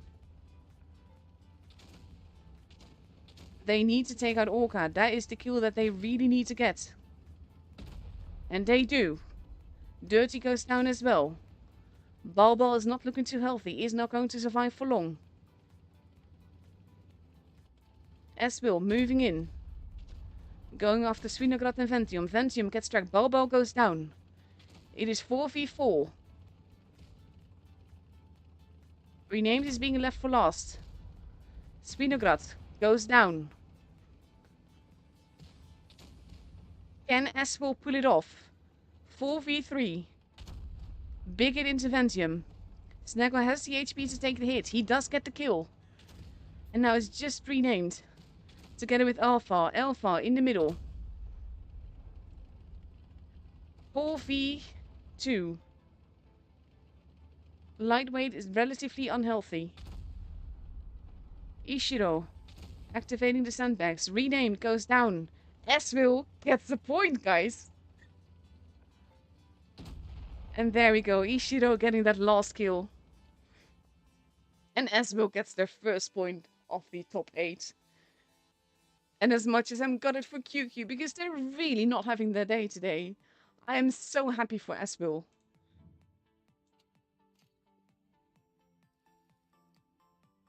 So yeah, this massive not begrudging.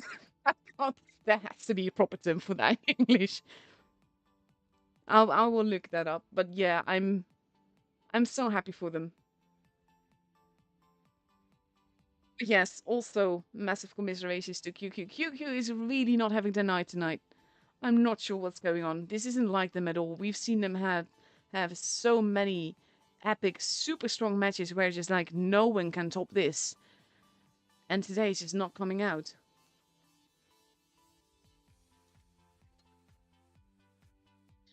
So that is the second matchup up and over. I do have messages. I kind of want to check them. But we're going to have a quick look. Some matches might still be going. Demo 1 from Losi. Losi losing their first game here. Meaning that they both have 5 points. Let's see. Aqua is still fighting Appa. And Quick got a point against Belove. But Esbo got a point here as well.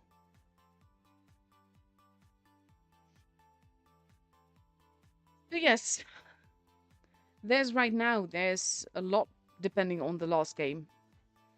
Like QQ is going to deal with Losi. That's going to be very tricky. They have to win that, and Losi is being very strong. And then it depends on Aqua versus Quick. And also, of course, whether Appa wins this game or not. Anything can still happen. So let's see. We are following Aqua versus Quick in about 25 minutes. So I'm going to be showing you some replays. I'm first going to quickly check those messages. And of course, I'm not going to let you see that. So we're briefly going to go back here. And they are not... There we go. They were safe messages. I explained to someone that I couldn't tune with them because I was streaming. And they were like, oh, okay. And Little Molly just said that he's enjoying this stream. So I'm happy with that as well. See, replays.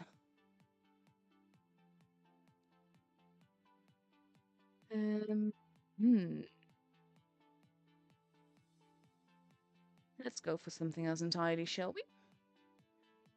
They're showing so many tier 10. Let's go for tier 7. Also Normandy, by the way. The thing is that with tours, we have seen this sometimes before with other teams. That some team is like super, super strong, and then at some point it's just kind of like not having their day. Or not having their week even. And QQ is just really not having their day. I'll be honest, I was a little bit wondering when the games against Aqua went as they did. But they really seem to just be a little bit confused today. It's always nice to have a teammate that is like literally trying to push into fire.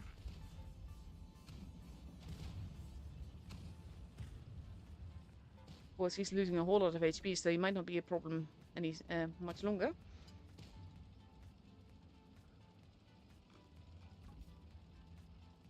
It's kind of like what I was talking about earlier. You know that moment when you have a football match and then someone has like a gazillion goals. It's like 6-0 or 7-0 even. It's happened before. And you just kind of hope that that one team gets a point to basically just defend their honor, so to speak. It's kind of like that. I'm going to yeah. Plus, they've also just been super nice and sympathetic, so yeah. And of course, I'm a little bit biased that way with them using my avatar in my background, but I really appreciate them doing that. It's kind of like they have no chance to reach top 4. You just want every team to at least get a point. But yeah, I'm gutted for QQ, because this is not the QQ that we've been watching throughout the seasons. And they've been so super strong before. This just isn't like them, so I feel for them. I've got days like that too when I play, but the difference is that I'm not nearly as pro as they are. I still need to drive the E10. Just generally do not.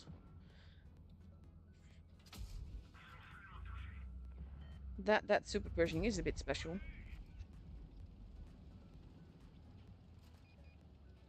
Oh, hello there, Swindler.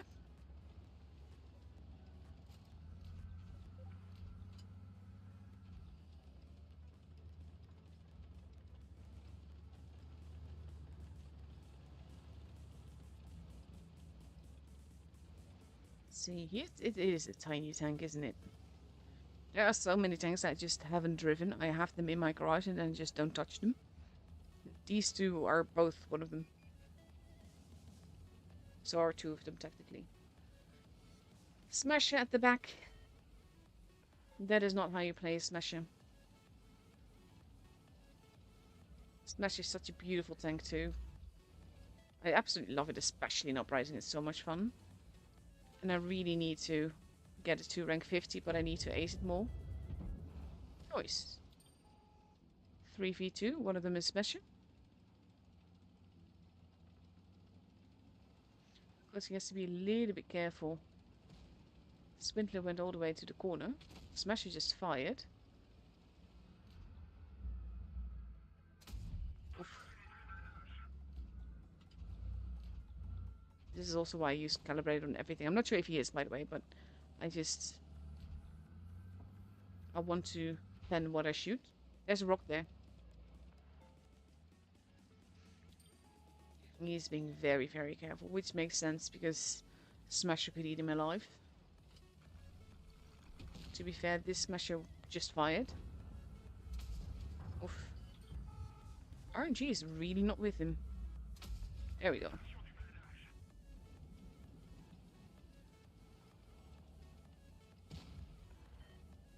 Chrysler might know he's not dying. He's got 1 HP left up less. There we go. And we know where the Swindler is at.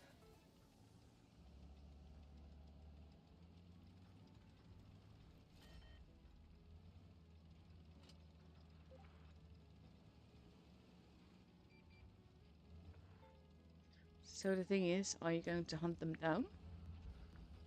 Or are you just going to win by caps? Both are valid ways to win, mind you. He's not even running off.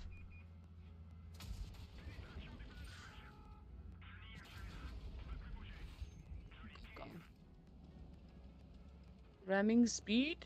Nope, denied. There we go.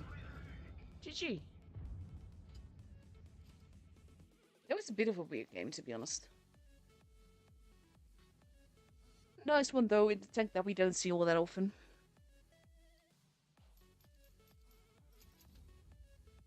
Nice little Oscar medal. This is a medal that you don't see all that often. So it deserves showcasing a little bit there. And I need to have more storytell videos about that sort of stuff, because I do like the history stories like that. Let's see, what else have I got for you?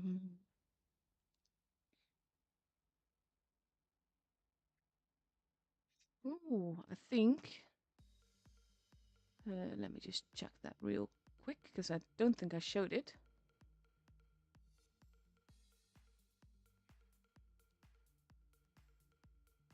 Yes, I I have another E6 game that I haven't showed yet, so I do need to. There we go. Such a beautiful tank. Okay, well, while we're here and while we're waiting for matches, what sort of content would you like to see me make? Like, do you like more storytell thing? Do you want more tank guides? Because I kind of want to pick that sort of stuff up again. At the same time, I always feel like when it comes to guides and you talk about tank statistics and stuff, you can find those statistics very easily. So maybe just focusing on the gameplay itself, like what I'm doing, why I'm doing it, stuff like that. I don't know. After this, we'll also check the rest of the points. He's being very forwards here.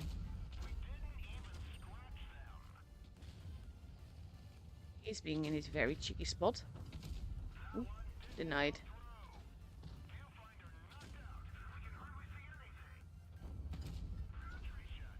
He is in a very cheeky position though. Has to be careful of the E100. The E100 is large. That was a Cupola shot, I think. There we go. Nice little tracking shot. VK is just like not shooting him. Okay, we'll take that. This is such a very tricky position to be in though. Because you can so easily get shot from so many different directions. Like that.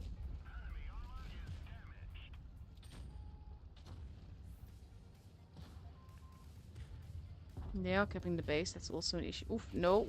Oof, nice bounce. That was very much needed as well.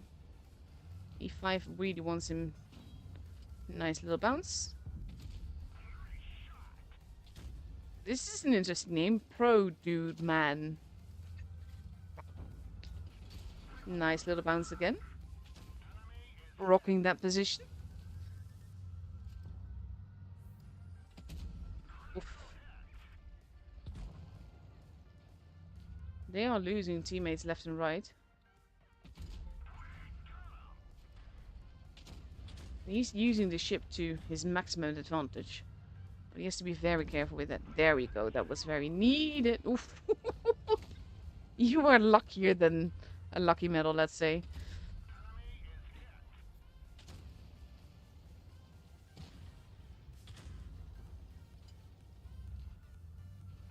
No, there's a corpse in the way there. There we go. That was needed. B's now also being taken. He's just fired. Oh, nice. That kill, though. Marinka doing all the work here.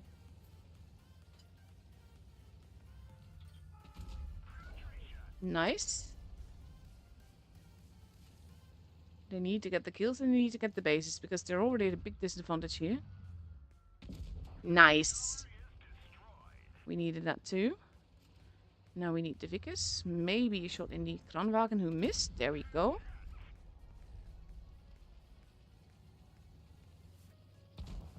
Oof.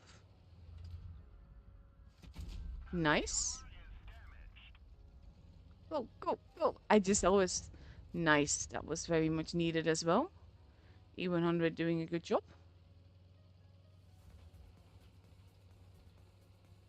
And either they need to kill him or they need to get to base C. Where he can take a hit. Nope, denied.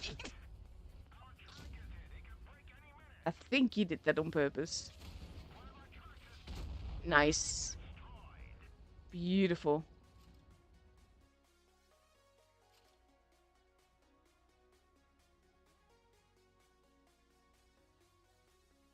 What a game, though. It just makes it look so easy. Like, the tank can handle itself so well in the right situations, in the right positions and everything. I love it.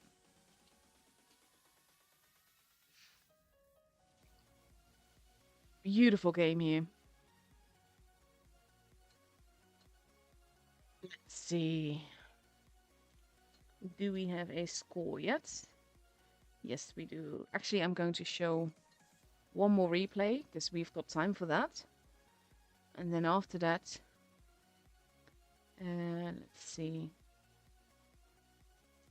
I kind of want this one. After that, we will look at the score because we have to wait for the room stuff anyway.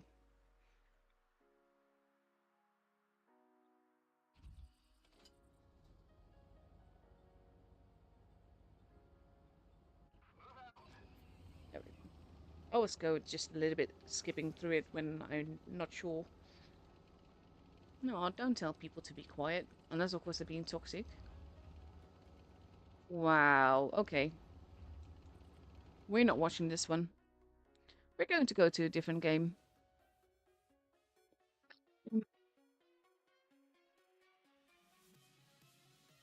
There we go. Yes, it is.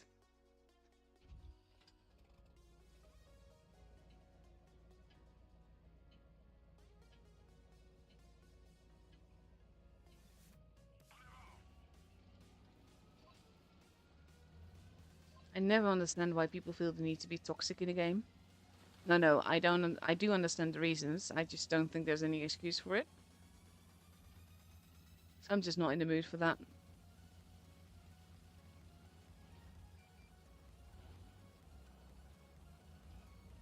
I also need to try the batchet with the other gun. I think I'm still using the other one. The thing is though, like, when you have 4 shots, you have to take more risks in order to unload your clip. Oof.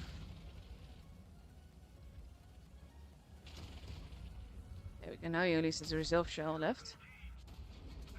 I think.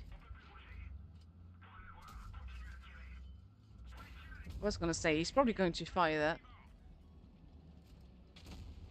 Oof.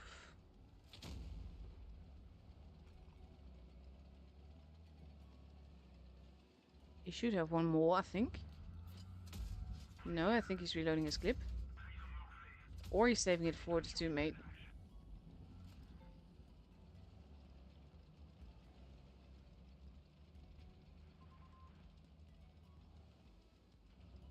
He really wants the teammate. I'm not sure what he's doing there. Oh, he did get him. Nice little fire. Oh, blast.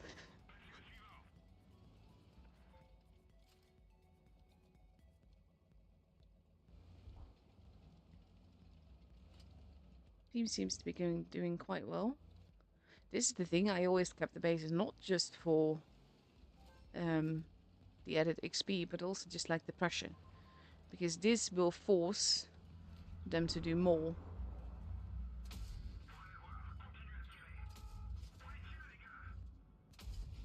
Can he get the fourth one in as well? He forces completely ignoring them. GG.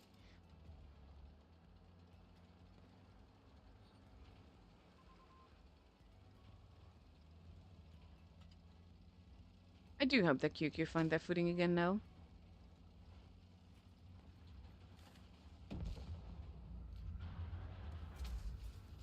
Ooh.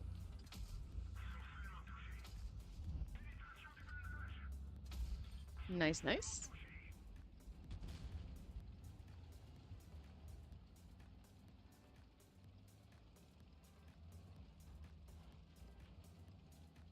They're coming for him. And he's like, nope, not happening. Not happening. Nope, denied. I know that the 268-4 is somewhere there as well. I would have... He actually just turned around. GG. That's a lot less scary now. Especially now that he's fired.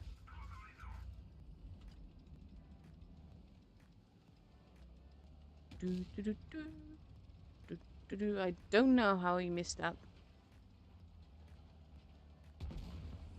And that's the end of the E4.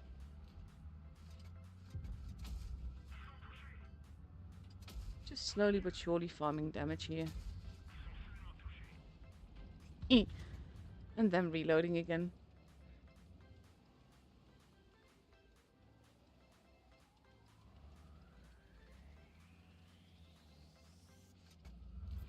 Just gonna say he can take the hit. Then he can farm damage. Come on, get the kill. There we go. Beautiful. 7k damage game, 4 kills.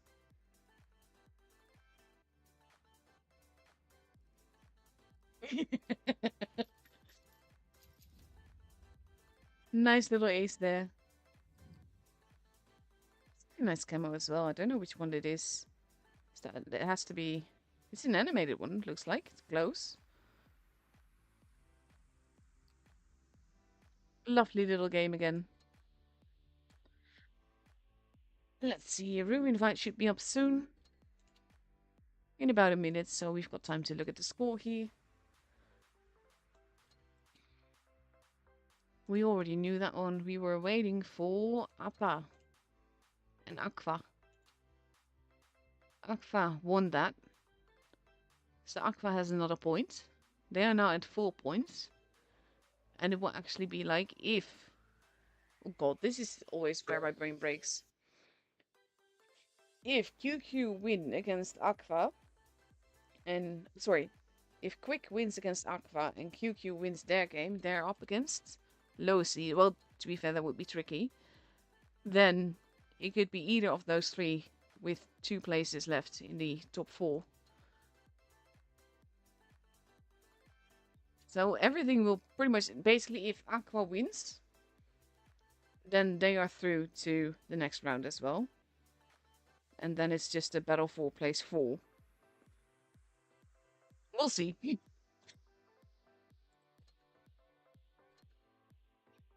Anything can still happen. 1.5 minutes left before we can go into the room and have a better look. By the time you hear this, I will stream for another 32 minutes, regardless of how the matches go. I do hope to fill all the time with matches, to be fair. But the timer stopped at 10:40, which means that I will stream at least until then. So I can hope that we will have matches for all of that, because that's, of course, the thing that I would like most.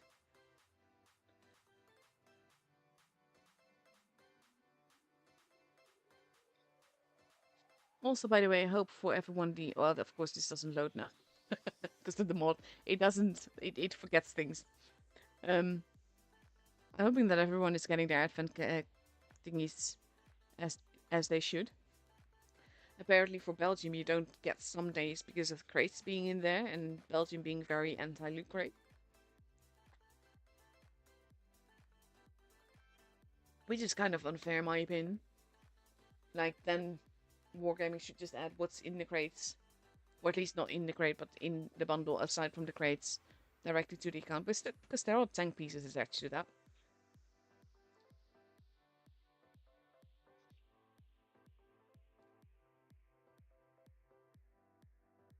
Let's see. There we go, below 3 minutes. And we can go into the room. Quick already, completely ready. And Aqua still has to decide what to drive. We are going to begin on Middelburg in this last and all-important matchup of the evening. Middelburg, one of the maps that is both interesting and dull, because we either see very action-packed games here or we see very slow games here. It does make for interesting games to watch though, and honestly I don't mind games taking long. The thing is that for a lot of people, when you're watching this and you don't know what exactly it is you're seeing, it looks very boring, but there's so much going on. And I usually use Campsilla as a map to explain those kind of things, because when you have a very slow game, you can take the time to explain what's happening. And no, I don't know like the specific tactics. Like, most teams have different sets of tactics per map, and I'm not talking like just per map, but like multiple different ones per map and per spawn in those maps, etc. So that is something that I wish I would know. At the same time, it gives some of the mystery, but also just the fact that I don't have the memory for it. Like, I have a hard enough time to remember names and words.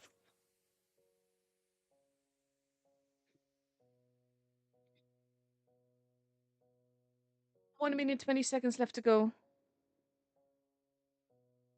Also, I got a question from someone on Discord that asked, what does Veni Vidi Vici mean? Because that's what is in my Discord profile. It means I came, I saw, I laughed. Because you have like Veni Vidi Vici, which is the famous Caesar quote, which means I came, I saw, I conquered. And Veni Vidi Vici is basically just a word pun based on that. I came, I saw, I laughed. Because I like that kind of attitude more than I conquered. So that's where it comes from. So with 40 seconds left to go, both teams are completely ready, quick ready, with an LT, a mouse, 2 E100s and 3 AMX 54s, to go up against 2 AMX 54s, 2 Super Conquerors and 3 E50Ms. I kind of wonder if we're going to see what happened there before, where we had, let's see, they are starting in the other spawn actually. But when a lineup like that with 3 E50Ms was spawning in the south spawn, then we had like they were lying in wait there. They didn't go through the hills. They lay in wait in the city, and it made all the difference. I've never played Wood PC, so I wouldn't really know what to commentate there. I played it like at Tankfest at times, but I'm not good at it. Let's see. I do love the Harvester camo, though. It's one of the best camos in the game, honestly. Especially if you're a nerd like me. And there he goes. Whee! And he just disappears. But the Harvester camo is just so epic. Quick, focusing, of course, on the city side. We have the E50M Wolfpack heading into the town. Kvadratny and Slobina Lisna moving towards the base A area. There's Mule being very forwards here as well. First shots have been fired. B is being taken. A is being stolen. With lots of armor. It's not completely unprotected though. It might be difficult to actually cap it. So far now, Aqua turning around to deal with that. They have basically caught Nagibator on his own. He's not completely alone, but he is in danger. Getting shot from multiple directions. He can't really angle against it. 3 guns from different directions shooting at him. And all he can do is try to get out of there, but he's not going to be long for this time. He does get another shot in. And another is taken into him. And he's only got 12 HP there, and there he goes. Now Striker has to be careful. Slobina Lisa lost quite a bit of HP. The weird thing is here, though, that Quick seemed to be having a very good idea of what they wanted to do and how they wanted to do it. And now they just seem lost. They need to take the kills. They need to save Striker. They need to hit the shots. Striker goes down. Zerd goes down. Slobina Lisa not looking too healthy. We have Kvadratny actively playing meat shield to him. Chipstick moving in. But Slobina Lisa goes down. Big hit into Happy Toaster. Kvadratny goes down. Neep is gone, has been rammed to death on the other side. And now Chipstick and Trujimio are the last ones left alive, and there's just too many.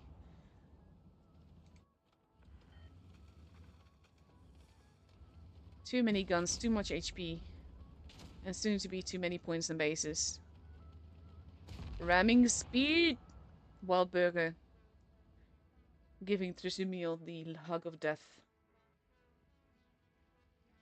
Oh, okay. The Advent, okay, the Belgium Advent thing isn't true for the Advent calendar. Do with the great thing. So something else is going on there then.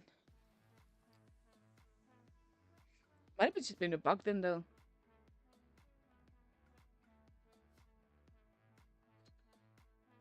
So that is the first game up and over.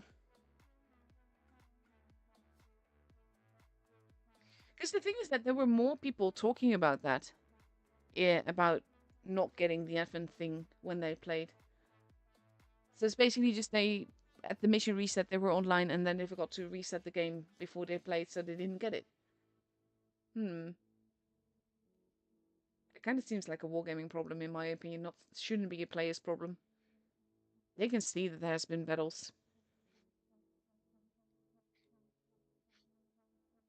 So we now have Quick ready for the second game on Middelburg with a much more mobile lineup of an LT, 3 Super Conquerors, 2 AMX 54s and 1 mouse. Whereas Aqua is taking 2 Super Conquerors, a 215B and AMX 54 and sticking with the Wolfpack of the 3 E50Ms.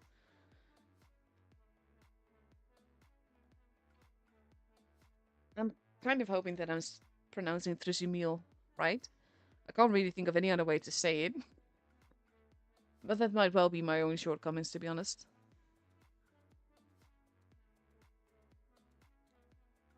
And everything is riding on this for Quick. They have to win this matchup in order to have a chance. Well, I think maybe there's other ways where they would have a chance, but it would be a very, very small chance.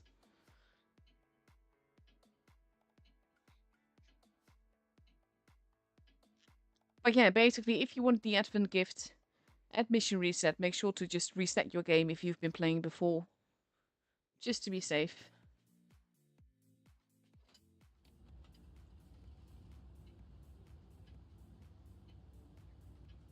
Let's see.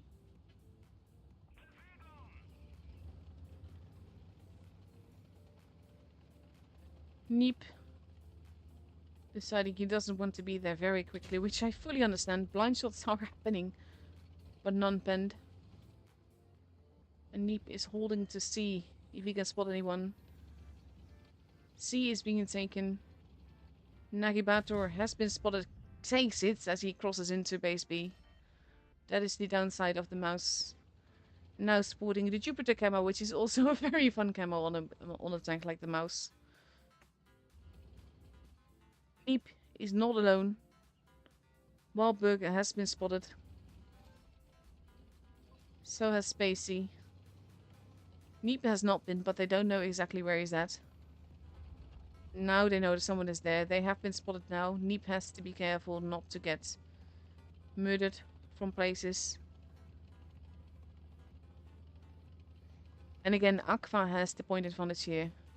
It will be up to them, up to Quick, to make a move. Nakabato pulling back.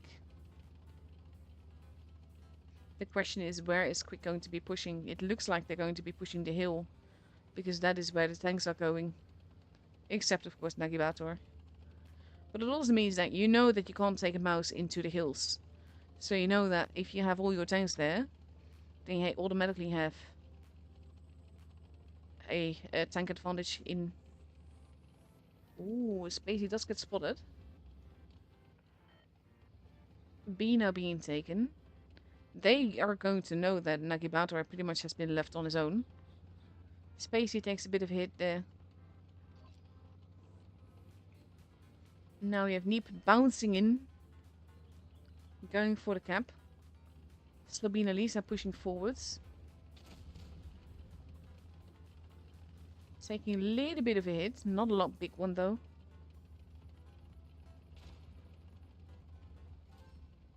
There we go. Now they have two bases, but now Nagibator has been spotted. Tsuzumio is still there, and now this is actually a good move. Quick is rotating back around to help Nagibator if he gets pushed. At the same time, it is 4v3 in the hills. And there's more tanks coming.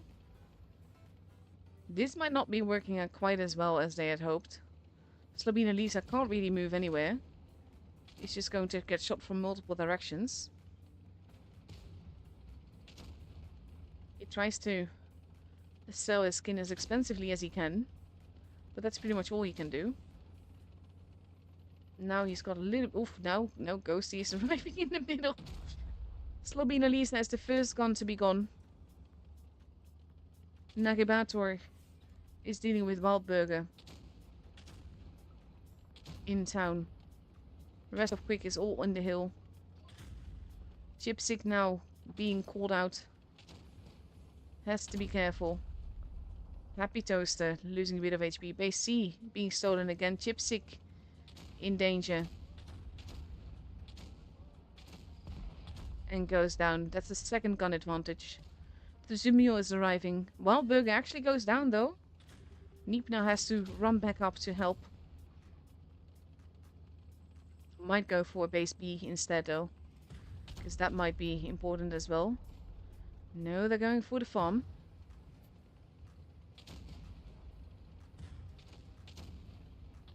Striker goes down, is not down just yet, but is losing a lot of HP. Zerd and Spacey go down, and the game is for Quick because of that. The kills getting the points up to 1. Okay, points.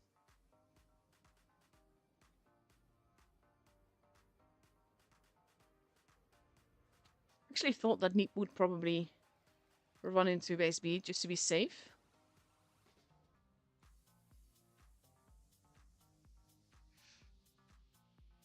But they didn't even need that, they just needed the kills. We are moving on to Naval Frontier. Again, this is a map that I like. The maps tonight have been quite nice overall. I don't really like Middleburg though, but yeah. Overall, I like Naval Frontier. I like going here. Just do base A and just scap there and then see what happens. But it's a little bit team dependent, because if you're on your own in base A, then you're pretty much doomed. because getting out of there usually costs a lot of HP if you're on your own. But still, it's a fun map for tours and makes for interesting games. Lots of like blind shots into bushes and places where people spot usually and stuff.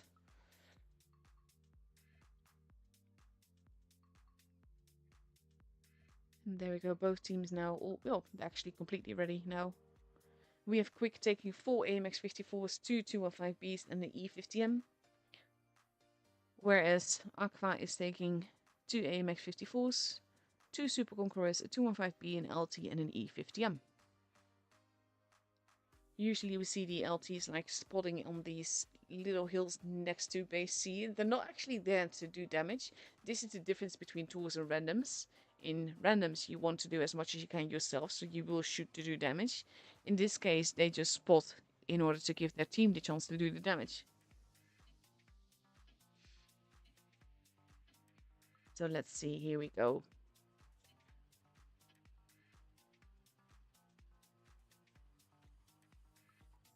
Do, do.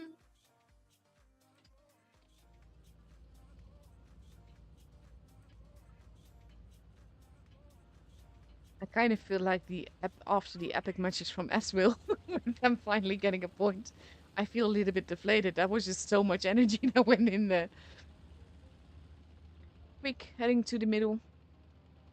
Neep turning around to go elsewhere. Wahlberger going into the bush to spot people crossing over. He does spot Kvadratny.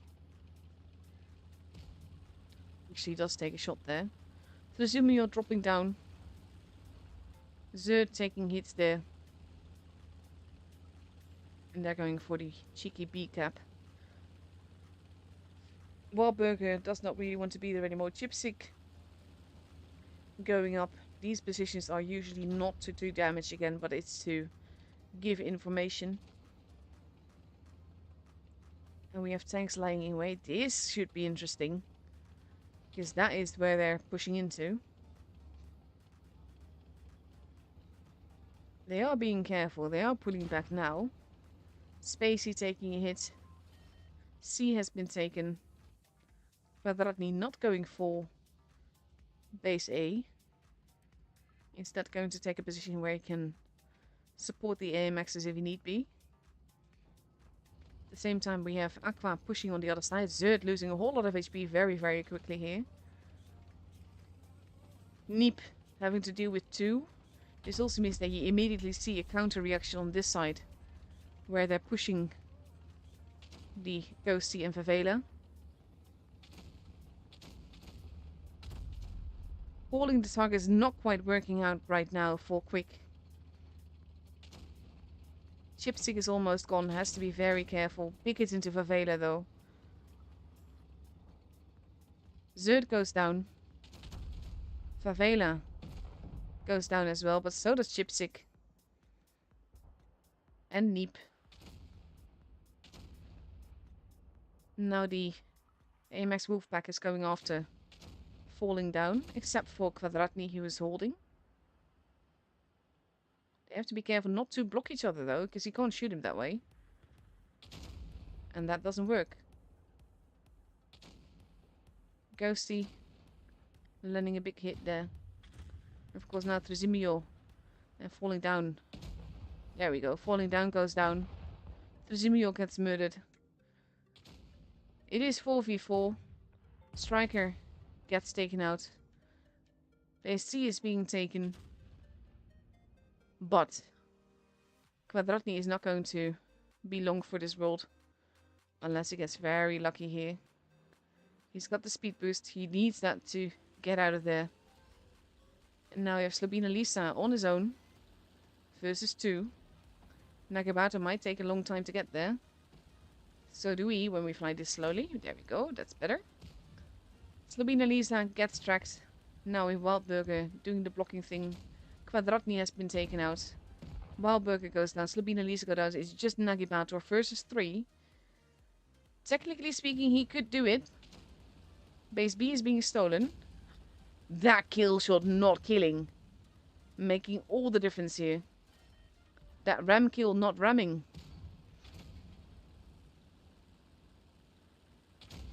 No, he just ate shit himself. And happy toaster. What? Oh god, that's gotta feel so awful though. I feel bad for them. That is what happens when very OP players play very good tanks. Even versus other very OP players. It is very tricky for them. Toast the man of the match here. What a game.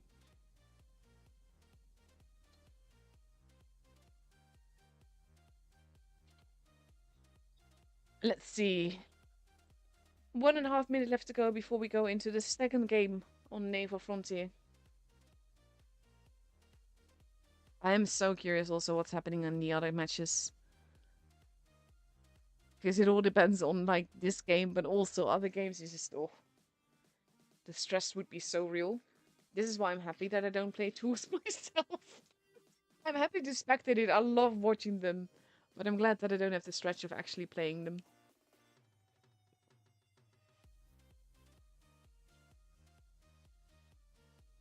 Let's see. 45 seconds left to go. Quick now ready with 2 E100s, a VK90, 2 205Bs, Super Conqueror and an E50M. And Aqua is taking an E50M, an LT, a 215B, potentially 2 AMX 54s, and 2 Super Conquerors. And in the meantime, the VK90 has been changed into a Kranwagen. Curious to see how that will perform as well. Let's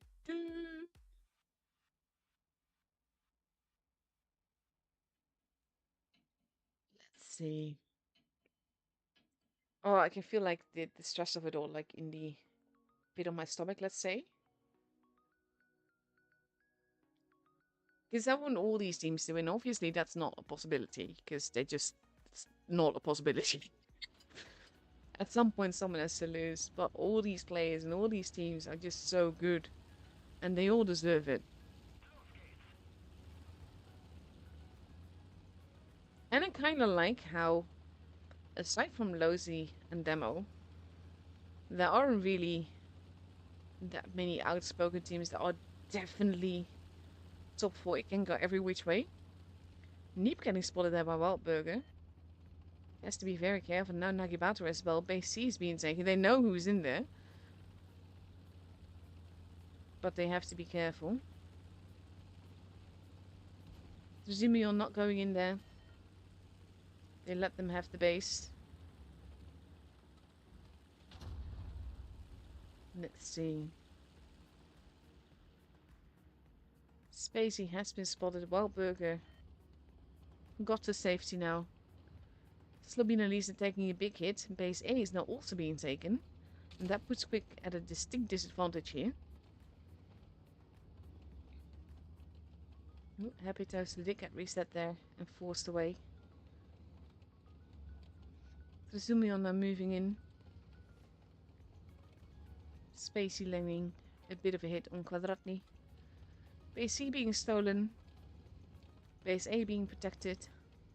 Now we have Wildburger coming in for a chance to cap the base. This is always interesting because they can't really decap it now. Because they don't know for sure who's in it. Oh, he is going... No, that was not where he was.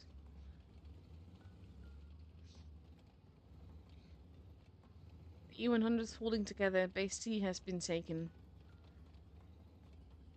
But still Aqua has an advantage here. And it will be up to them. It will be up to Quick to make a move. Oof. Exchanging shots not quite going as intended.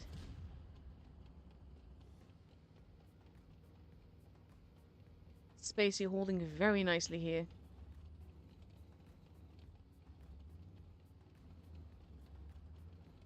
So I just want to point out he's reverse. I couldn't call it side scraping, but he's reversed. Chipsick losing a bit more HP. Spacey getting shot at repeatedly, using the speed boost to gain the mobility to not get hit, which is such a cheeky thing to do. And he's not really landing all of his shots himself as well, but he's making all the difference being where he's at and how he's at.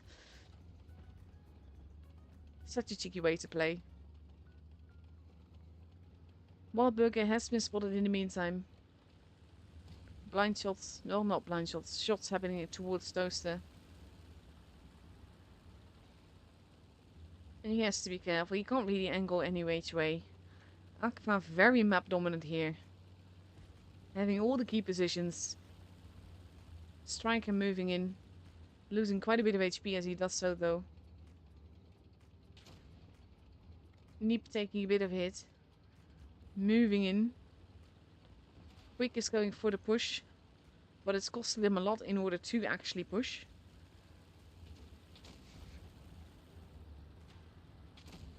Neep losing more HP here. And they are quickly finding out that this is not quite working as intended. Aqua making use of the chaos to cap base B. And just keeping that tanks dug in. This was a push that was not quite a push. The push has not happened. Neep, very low on HP, but so is Favela, losing quite a lot of HP very quickly there.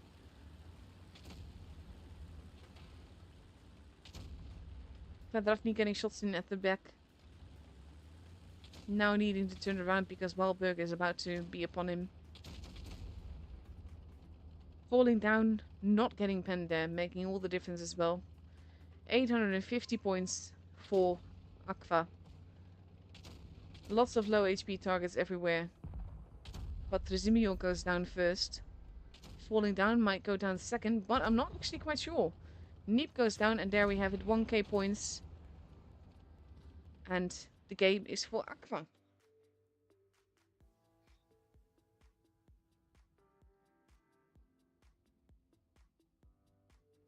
Well played here.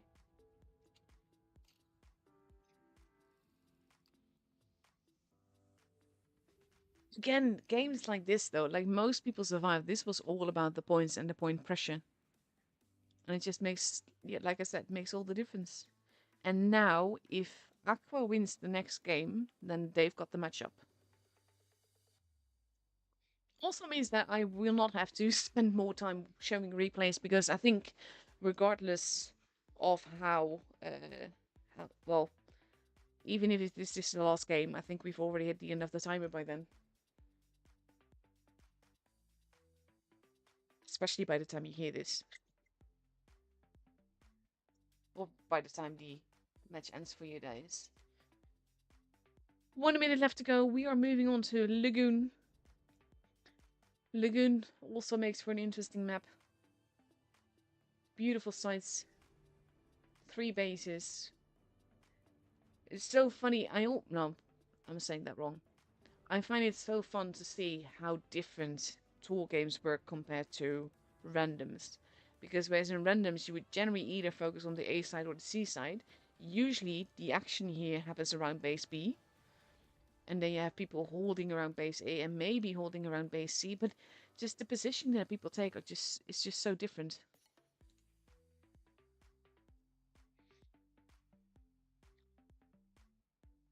"13 seconds left to go. And we see Aqua taking 2 AMX 54s, 2 215Bs, 2 Super Conquerors and an E50M. Versus Quick in an LT, 2 Super Conquerors, a 215B, an E50M and 2 AMX 54s.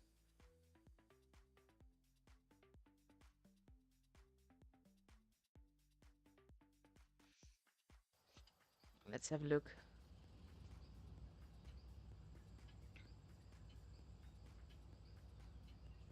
And here we go. Potentially the last game of the evening if Aqua can bring it home.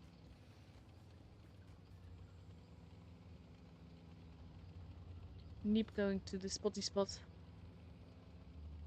I always find this so much fun because usually you see the tanks crossing over, they get spotted. But it's the last one that actually takes the blind shot. No? There we go, that's the blind shot. And again, it's one of the last ones. No damage has been done yet. Base B is being kept. Wildburger being very forwards here. Base A is being ignored. quick rotating back around. I think Aqua is going for a mad push. Not quite. The heavies are holding. It's just Wildburger that is finding everyone here. Ghosty moving in. They know that there's more people there. They just don't know exactly where. Favela now going into the base to cap it. And Ghosty there. Oh, is he going to get away with that? Yes, yes he is. Wildburger getting out of there alive. Ghosty staying there to spot Quadratny. Meanwhile, Slabina Lisa has turned around. Neep going in for the cap. Striker driving around to see if anyone is coming up behind them.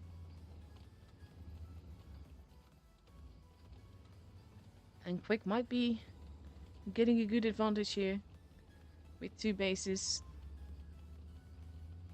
While Burger now moving in is going to find Striker. They find one another. While Burger loses quite a bit of HP for that. He is now in a position where he can't really get out of it. Getting farmed every which way. Has no chance, but has no choice but to just try to deal with Striker. And now they're farming one another. Striker pulling back. Base B is still theirs though.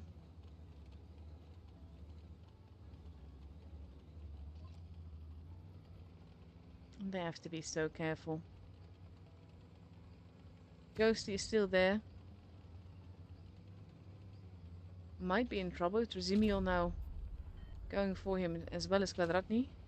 B is being stolen. Zerd again being the sacrificial lamb.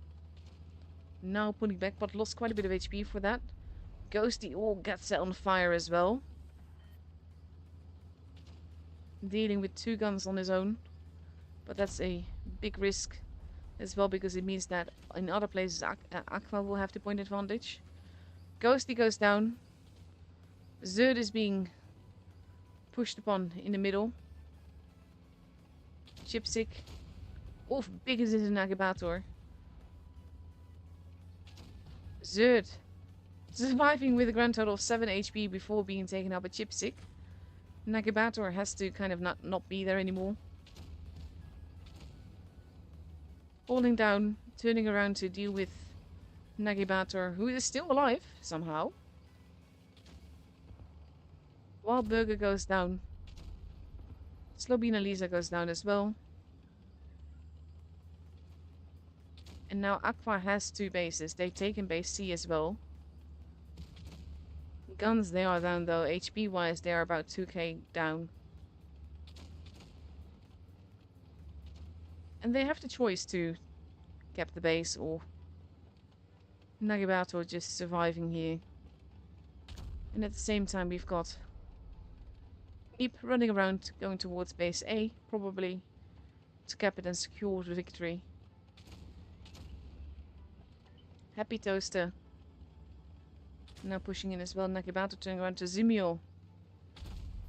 Oof, big hit into Happy Toaster. Trezimiel not looking too healthy, neither does Nagibator.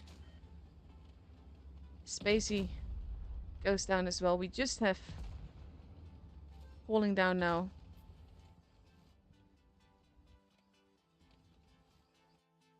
There we have it. He got taken. He fell down. I was just clicking, but I missed the kill because of that. GG. And the game is for Quick. This just goes to show anything can still happen. The score is 3-2. Again, if Aqua wins the next game, then they've got the point. Quick has to do that twice in a row to get the point. But for the second game on Lagoon, we now see Aqua ready with 3 AMX-54s, a 215B, a Super Conqueror, an LT, and an E50M. It seems to be changing their lineup a little bit here. Timers have also, by the time you hear this, that was 3 minutes ago, but the timers have stopped. So it also means that after the matches are over, I can safely end the stream. The vent containers can hold quite some fun stuff though. I think I left one in my inventory to show, because there's possibility of tanks down there, and parts of tanks and stuff. Camos. Most of it, like the good stuff, is very low drop rate though. And there we go. Quick now ready with an LT, 2 Super Conquerors, a 215B, an E50M, and 2 AMX 54s.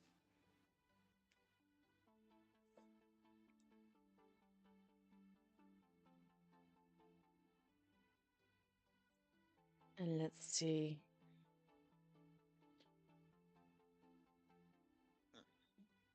"17 seconds left to go. And let's see if Quick can take this back to the tiebreaker. Or if Aqua brings it home.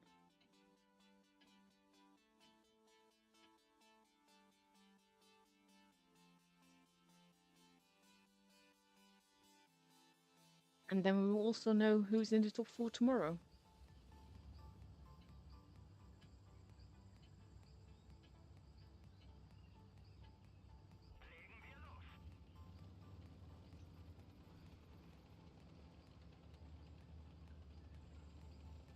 Quick focusing on the base A side.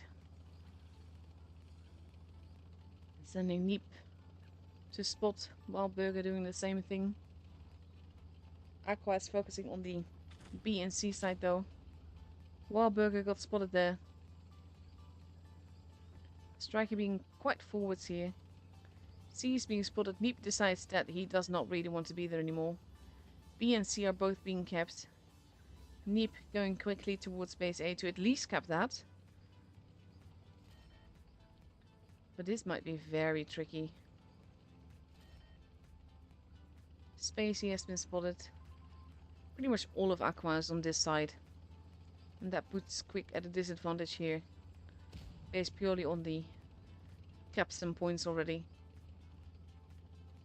Third, using the rocks to not get farmed from the middle.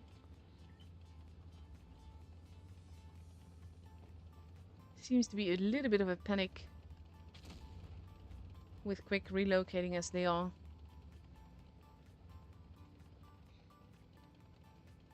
Wanting to push Happy Toaster and Favela. Happy Toaster is just like, I'm just not going to be here anymore. Nagibator getting caught in a crossfire. Ghosty moving down there as well. Let's see. Some lovely bird noises here every now and again. Favela there to be a pain in the bum and keep them all spotted. Presumably you're not looking too healthy. Aqua now moving in to take those kills. Zerd goes down. Striker being focused on being left now to Happy Toaster. Whereas they are focusing on Nagibator. Striker is almost gone. Falling down is holding. Nagibator is now being pushed in the middle. Wild Burger goes down. Neep winning that one. Nagibator driving into base B. They do need that base. Guns, it is even. HP wise is nearly even. They will need the base. Now you have Happy Toaster going after base A. Probably thinking Neep is still there. Neep is running around. But then they will need base C very quickly as well. If they want to keep the advantage. Kvadratny now call out. That's not how they intended it to go, I think. Falling down. Oh, Kvadratny gets taken out. As is falling down. Chipstick now going after Spacey. Neep not looking too healthy. Spacey bouncing that shot also making all the difference. Favela is almost out of the game. But Slobina Lisa is also in danger. Slobina Lisa goes down. 3v3. Chipstick is on his own, goes down. Now it's just Nagibator, who is not looking too hard. He does get Spacey.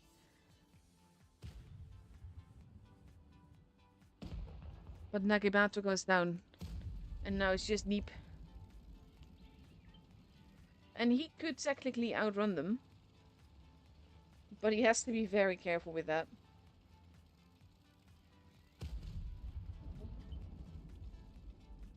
Not like that, though.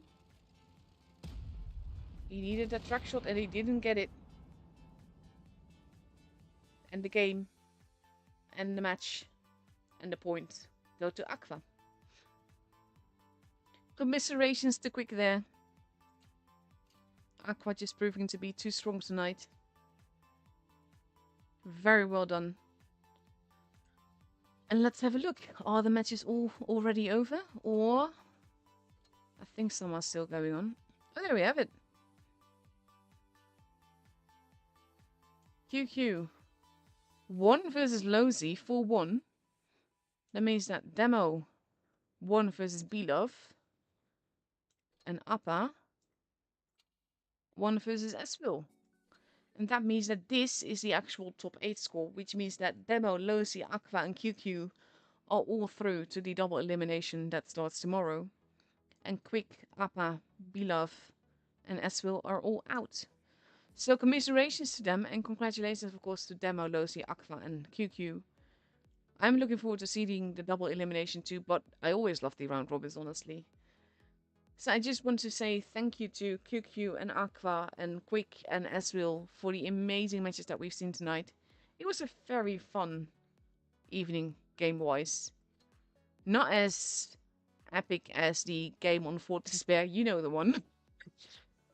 But overall, these games have been good fun, so I've been happy to stream that. I will be back tomorrow to stream the first day of the double elimination for the EU server. And that's going to be it for me for now. So thank you all for watching. Hope you guys enjoyed it. Thank you all. Also, I hope you got the rewards if you were watching through the portal. Thank you for manning the chat for me, Agassi. And like I said, that's going to be it for me tonight. I wish you all a very lovely night. Goodbye.